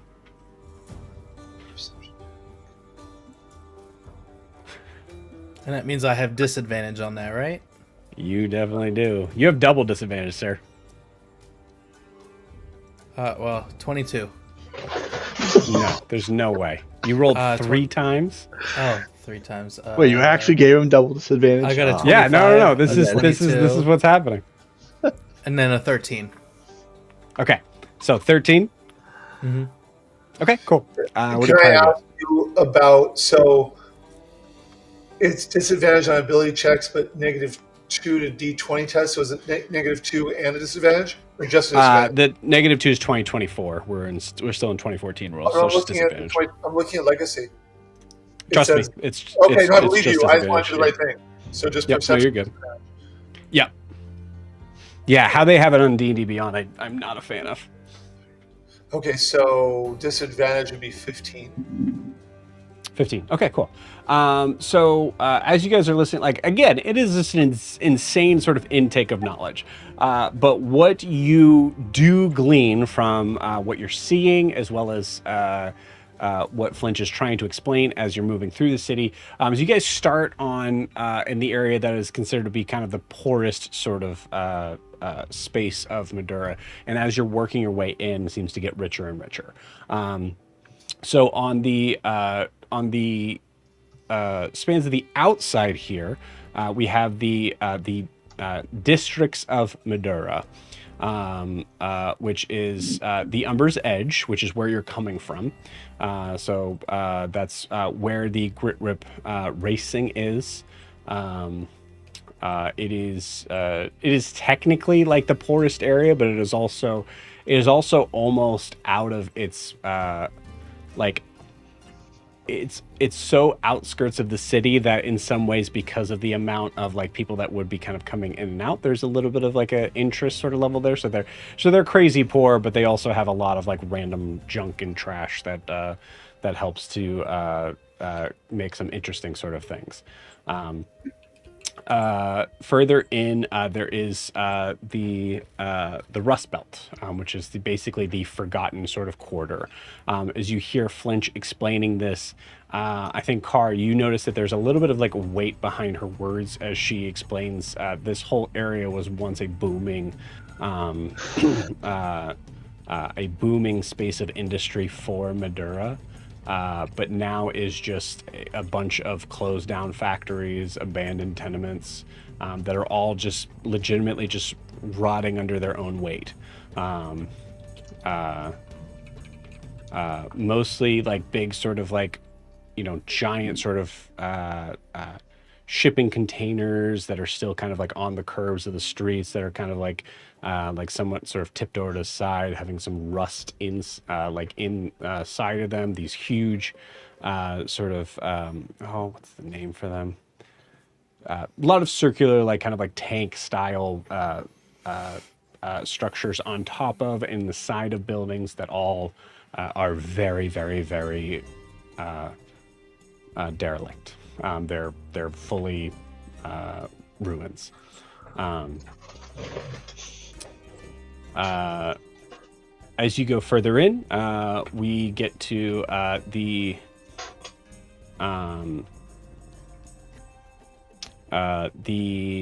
Hearthfire Ward, which is the area of the factories that are actually newer looking, that are specifically working on things. The Hearthfire Ward is a much smaller area, but basically same sort of concept of these factories and houses, but they're all actually working and are lived in.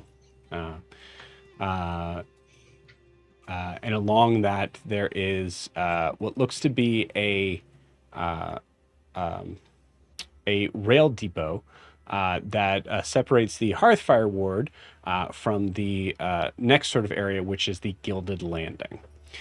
So the rail depot, which is basically kind of in the middle of the city here, is called the Emberline Station, which is where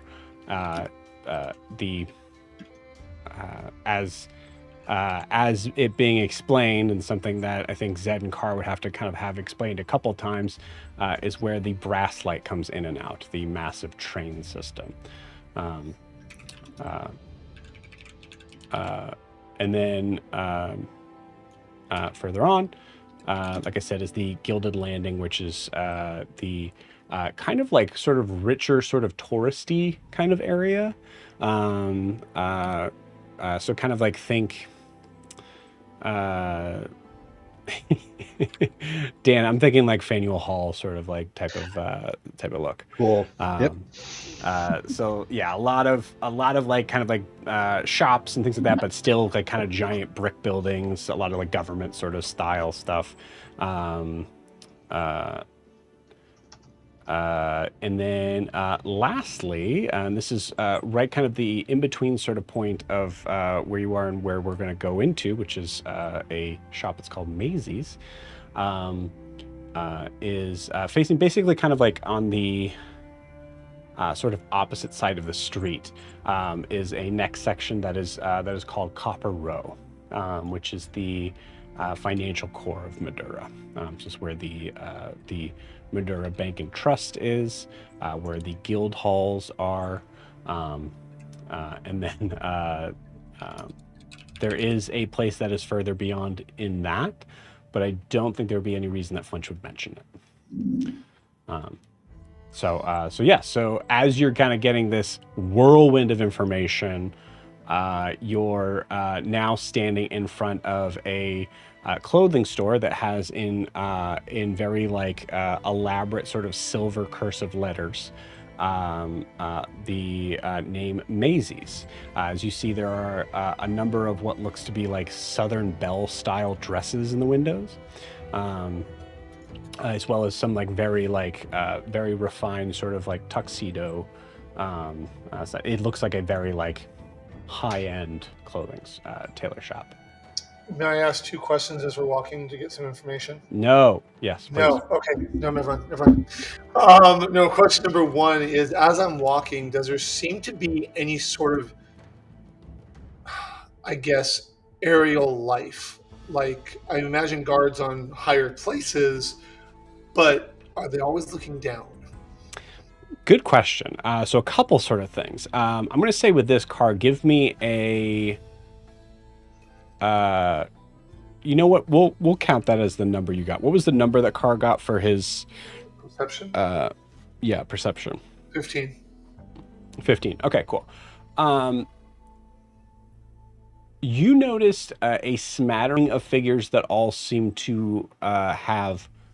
They're not guards. but they all seem to be wearing what is from the side before the Emberline station. I would say you probably see like a deep blue coat that a lot of these figures are wearing, and you see that they all are armed with weaponry that looks somewhat like the rifles and pistols that you've seen. Those are what you determine to be the guards.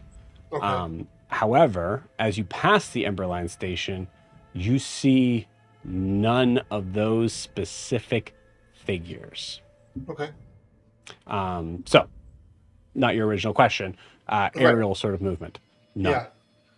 Okay. And so I'm assuming that for the most part, the guards who are higher up are looking down.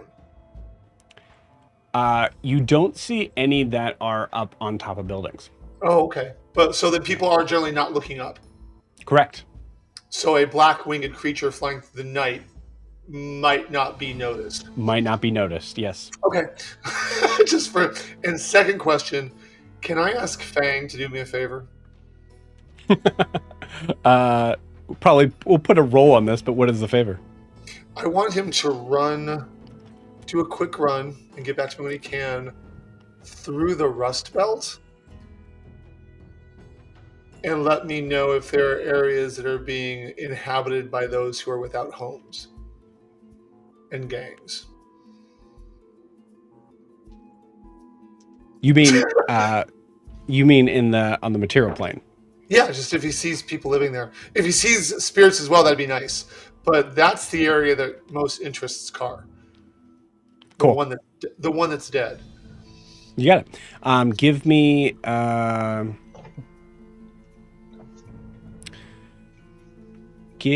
me an Arcana check. No. Roll with your use your spellcasting modifier. With what? That is your so you see spell attack and the spellcasting modifiers to the. Why do I see that? But what am I rolling with the spellcasting? D20 plus spellcast. Got it. Okay. I see the modifier. What am I rolling? Okay. So this is disadvantage as well, correct? No. I would argue that this is similar more to like what would be the equivalent of using an action. Okay. A 14 plus 4 is an 18. Great. You got it. With that, Fang just kind of looks at you. And if I find them? Just let me know where they are and about how many there are. I'm just curious. And if they're missing teeth? Great.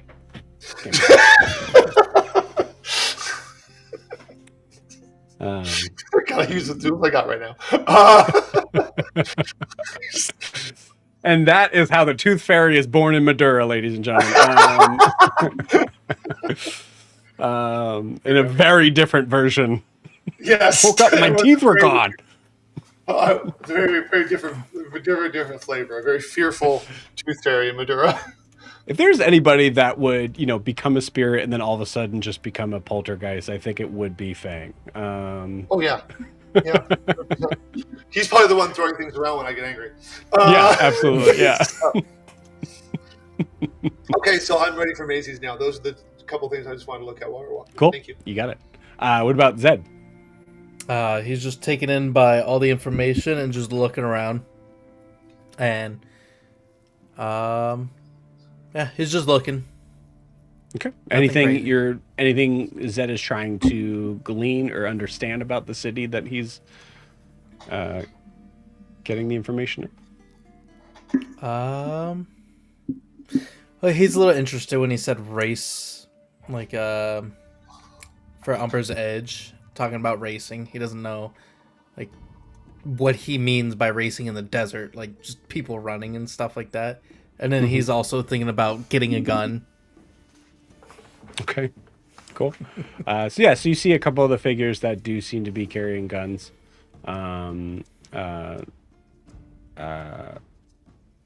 With the 13 that you have, you do at least determine that most likely they're probably able to use them pretty well. And you notice that on the on the left side of the Emberline station that you're on, where you started from, you do notice that they all seem to be wearing the same coats.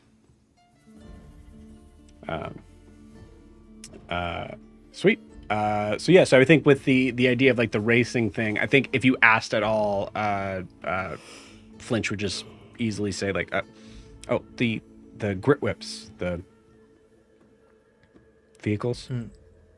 Vehicles, like a boat. Like a boat for land. Oh. Do they sell smooth? If I have anything to do with them, yeah. Oh.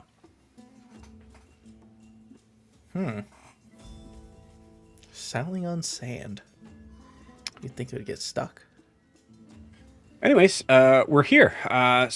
This... oh, crap. That's not what I meant to do. That'll come up later. Flinch kind of looks at the big sign that says Maisie's and goes, okay. So, full disclosure, I've never been in here. Okay. But this is the best place.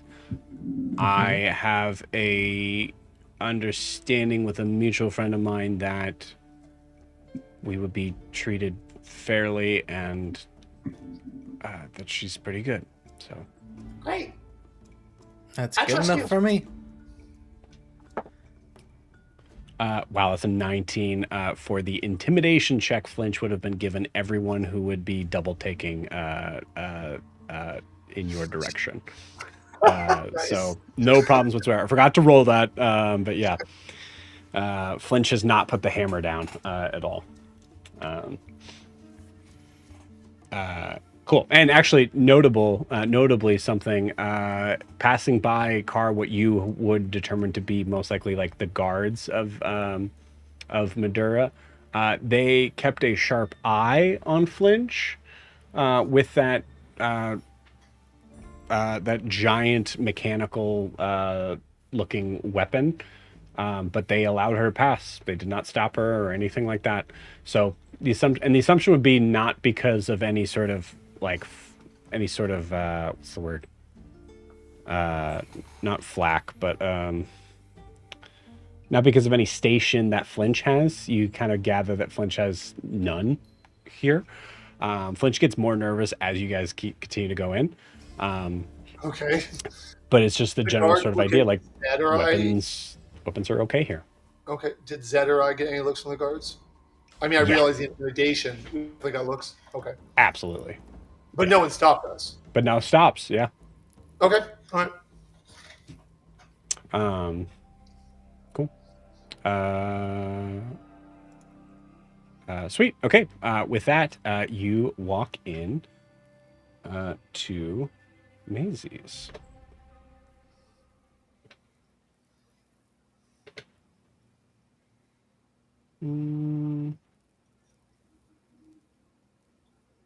Maybe this.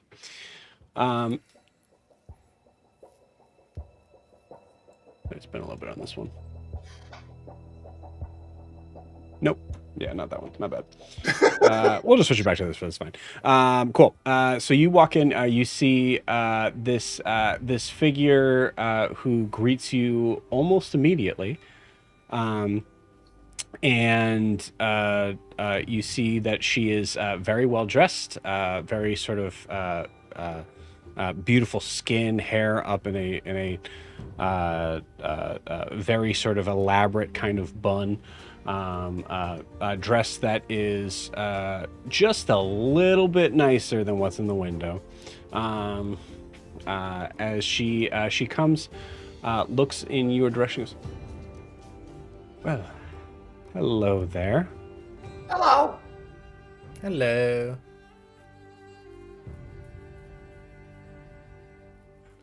I'm Ashwin. Ophelia? Hmm? I was just introducing myself. I'm Ashwin. Right. Okay. Ophelia. Correct? Ophelia? And you see Flinch just kind of like go, yeah, if that's okay. and you see Maisie just go, business is business. Come on in. And ushers you further in to the store. Without having to go into too much detail stuff, Flinch gives all the measurements that she did for you to Maisie, and Maisie looks through. Okay, I don't. Thank you. I have a certain way of doing things, and you see her give a tap on some measuring tape, and you see the tape immediately start to go to work by itself, just wrapping around you, getting all the correct measurements. I will make sure to stand at my full height and extend my wings. Oh, incredible! You are a beauty. Oh, thanks. I like your hair. I like your feathers. Oh.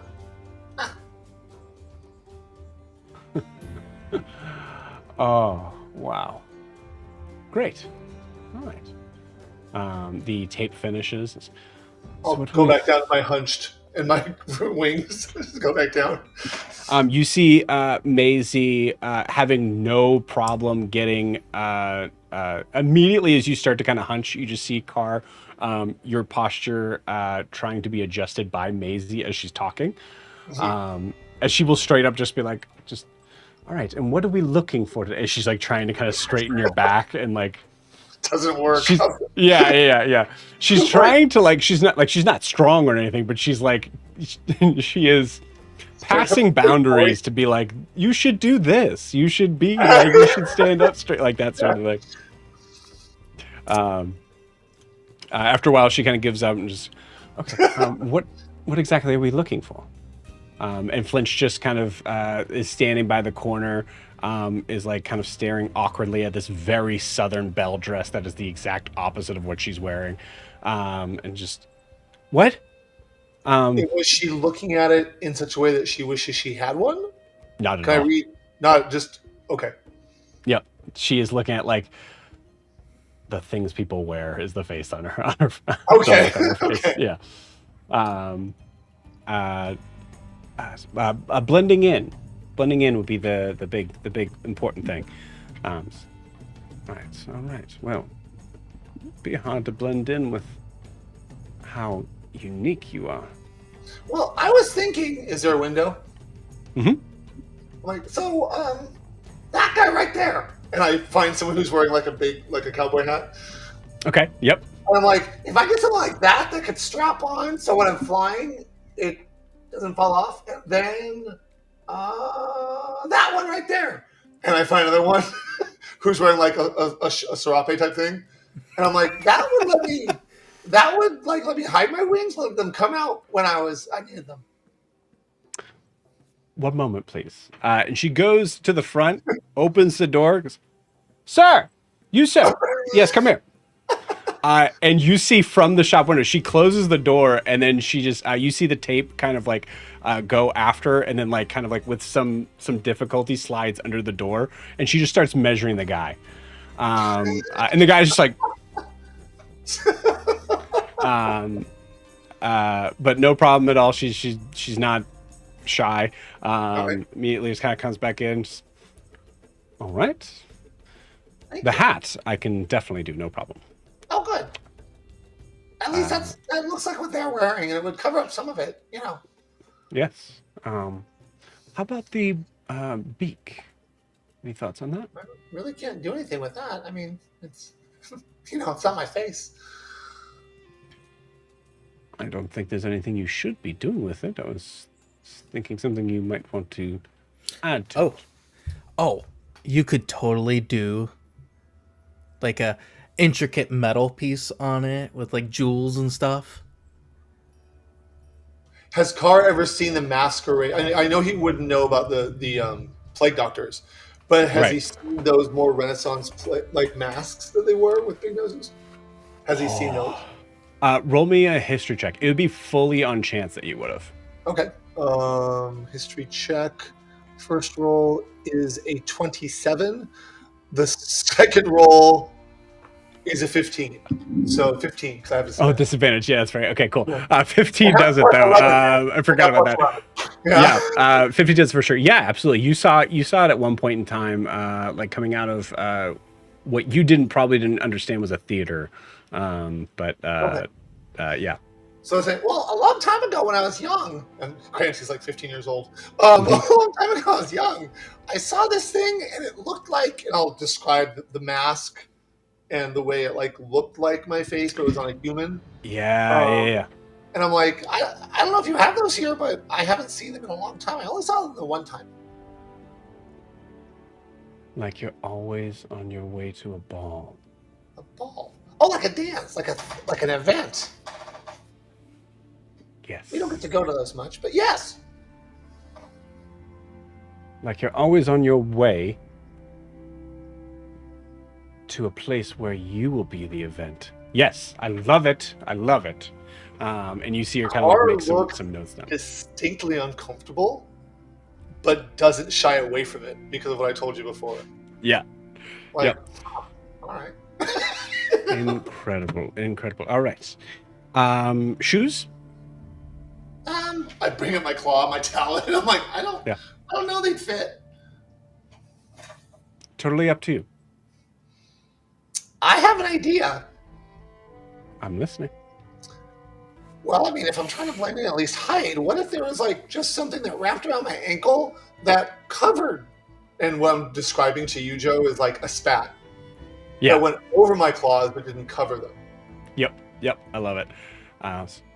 Yes, for sort of the riding boot, but spread out. Darken the color, but we have to add some sort of outline of this yellow that is... Yellow? Or gold. Yes. Gold? That's a little... No, I don't know. Iron?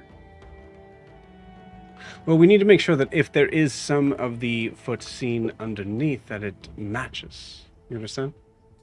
Oh, I get it, yeah. Maybe like a dull color. It's best if I don't stand out. Do it like that stuff out there on the metal. It's like what brown. Do you say that? Yeah. Or brass. Brass, yes. Maybe, I guess. Sure. Just not a lot, please. I can't. I don't want to stand out. Oh, did. No. And she kind of comes up to you. She's still probably a little shorter than you. Listen to me. There is way too much fucking brass in this town anyways. All right. As long as I can get across town without being afraid I'm going to get jumped. Oh, well, you know what? I assume that everybody that leaves my shop is in danger of being jumped because of how good they look. Can't do much about that. Well, skills. Yes. In some way or another, you'll be fighting them off with whatever you want to fight them off with. I have my own skill set. Okay. Perfect. It'll take a little bit for me to get this ready, but I don't think that'll be a problem anyways. And obviously, as you can see, the tape kind of brings over this list of things that is pretty dang close to what Flinch already had, but like kind of drops it. I have everything I need here. Okay. And I do make sure like blacks, like I'm not trying to be like this glowing white or like blacks. Mm-hmm. Oh yeah. Okay, good. We want to accentuate. We don't want to break apart from. Oh, wait a minute! I have an idea. I reach into my pouch where I keep some, not my osprey, but my other pieces of like skulls and things I take. Mm-hmm. I'm like, can you put this on the hat? And it's like a little skull that's on the front of the hat. Oh, dastardly! Yes, I love it. No one would dare decide to square up with you with that. Well, they might. It's a little macabre. I'm a little macabre. Was that a macaw joke? No, but it should have been, huh? I like you. You should be spending more time with Ophelia. She might gain some sense of humor. All right. Well, now, turns and looks at Zed. You. Beautiful blue. My goodness. Okay. Look of the rough and tumble, especially in the face, but it gives a certain rugged masculinity. Oh. The hair, I could take or leave, but No. Oh, okay. are those gills? Yeah, for breathing in water. Right. All right. So we don't want to cover those up. If anything, we want to accentuate them, make you clearly you. But what are you? What about what that guy's wearing out there? He's wearing like a long trench coat. Doesn't look at the person out there. Oh no. Yeah. The ocean. You are the ocean. Yes. All right. So, top to bottom isn't. Gets the tape. Tape immediately starts to go to work. All right. Oh, can I get one of those hat things too? Yeah.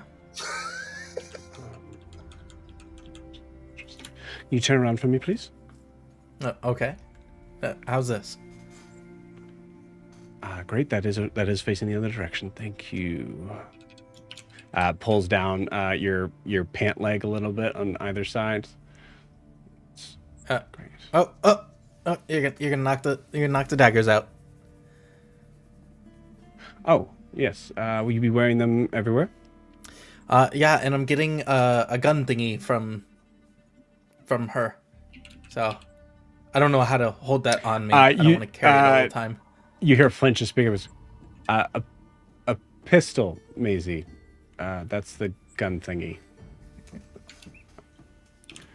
Right. All right. So we need a holster for that and the dagger. A holster. Or maybe some sort of bandolier across. Bandolier. Is it going to affect me in swimming? I don't know. Is it?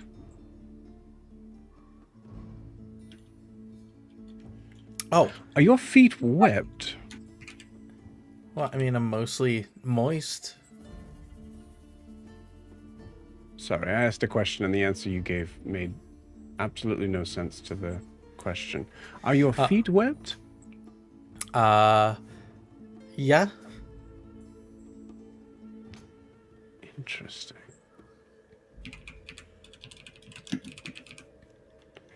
Spats for both of you. Makes sense. We would do something to be able to kind of cover your feet what you need. But yes, some sort of lavish, almost like a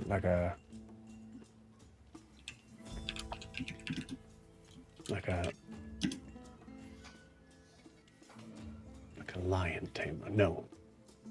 Like a Car, what the hell's a lion? Do I know what a lion is?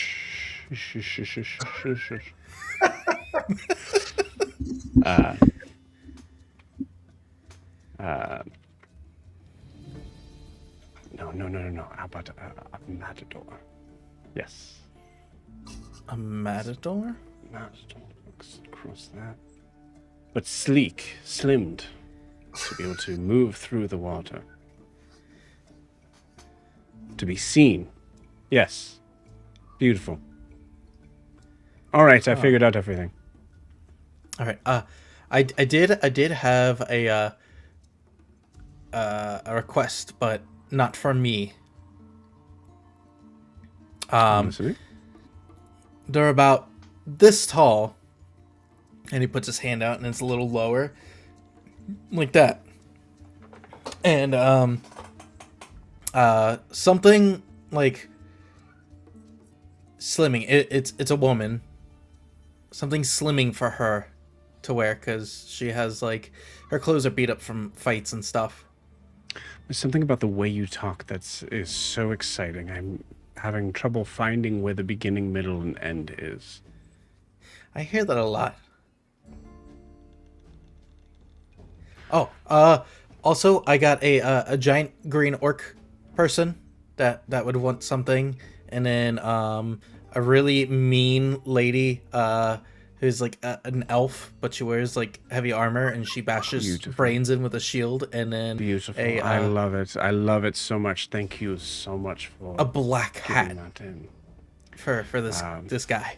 Incredible. Yes. No. I fully. Yes. Great. We have and it a all. Trench coat. Yes. Trench coats are on the rack. All right. Well, also, I have an idea. Yes. I want that dress for my disguise kit. I'm gonna put it right next to my admiral's kit.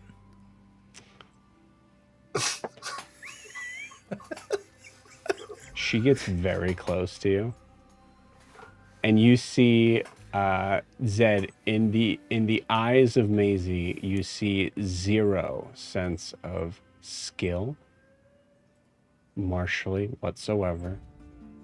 Magically, probably very little. She looks at you with a confidence and a demeanor that you find incredibly intimidating.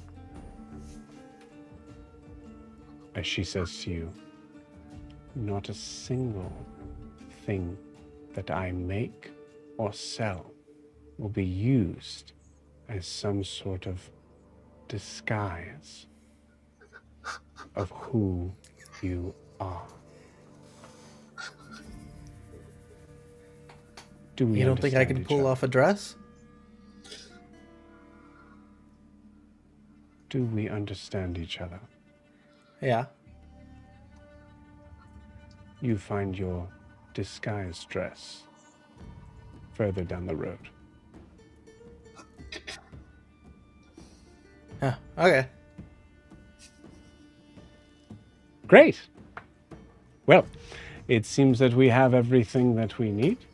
I will have this ready for you in 1-2 days. How best to reach you? Where are your offices located? And you see Flinch just kind of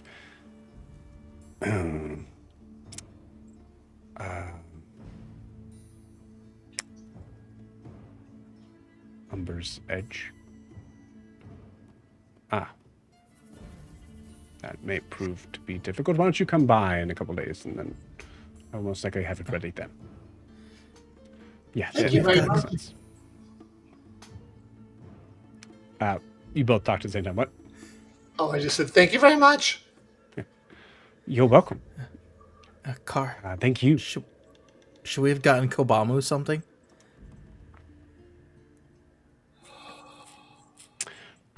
You see Flinch kind of walk up and start to kind of like look through something that is hidden away. She's not an idiot. As Flinch goes, okay, so how much would I? And you see Maisie go, no. You said the magic words. It is not on the house. It is just not coming from your pocket. Okay. All right. Okay. No, that's nice. Yeah. All right. Great. Can I make an insight check to see if there's any threat involved in that? Sure.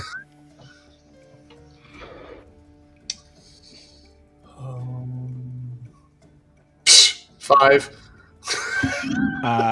With a 5 car, that's a threat. Okay.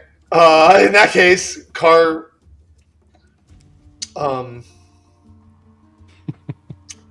Car will will sidle over to the counter. And you see her kind of like writing stuff down. Yes.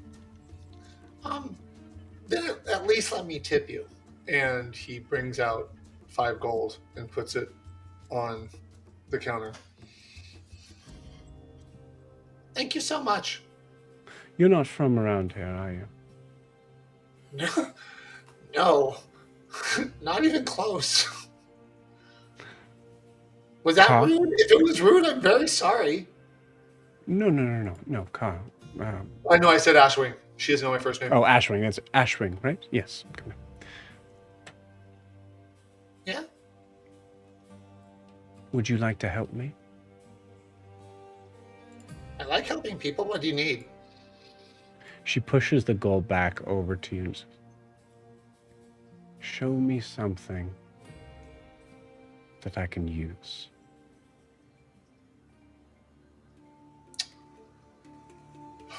Okay. Borrowed knowledge.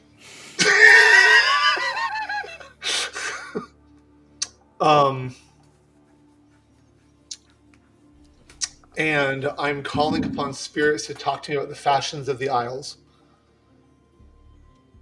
Yes, indeed. Incredible. I'm gonna say if you're using borrowed knowledge, this just works. Yeah, I just use the spell slot. So I call upon spirits. I know how they reacted before, so I let them be invisible and just talk to me. And as they're whispering in my ears, I just reiterate about the fashions of the Isles through the ages. She kind of like pauses you for a second, puts her fingers way too close to your beak. Shh, hold on one second. She grabs a bunch of just pages and just kind of like sprawls them out. Just, do your best.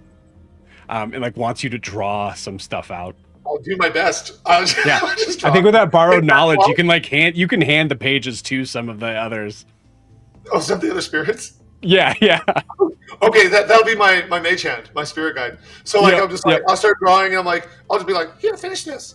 And I'll start drawing and pencils and pens start like drawing by themselves.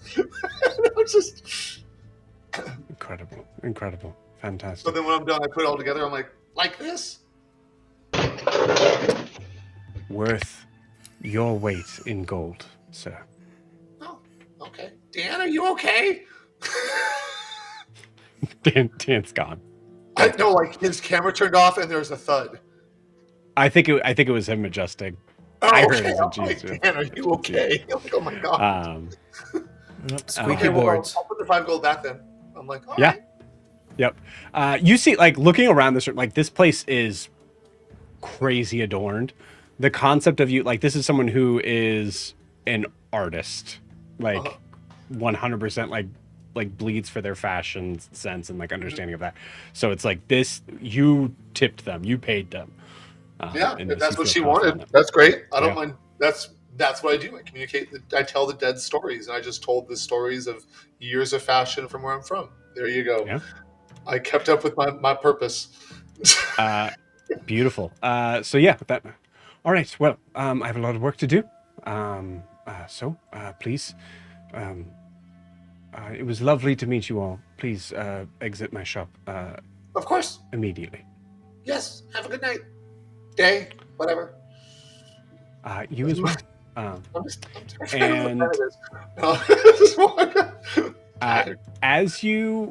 As you walk out, Car, you've been focusing on the sky, correct? Yeah, just to see if there's anything flying above, or just for my future needs.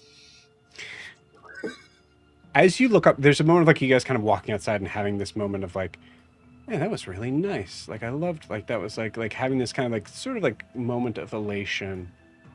Car, you see a figure looking down at you through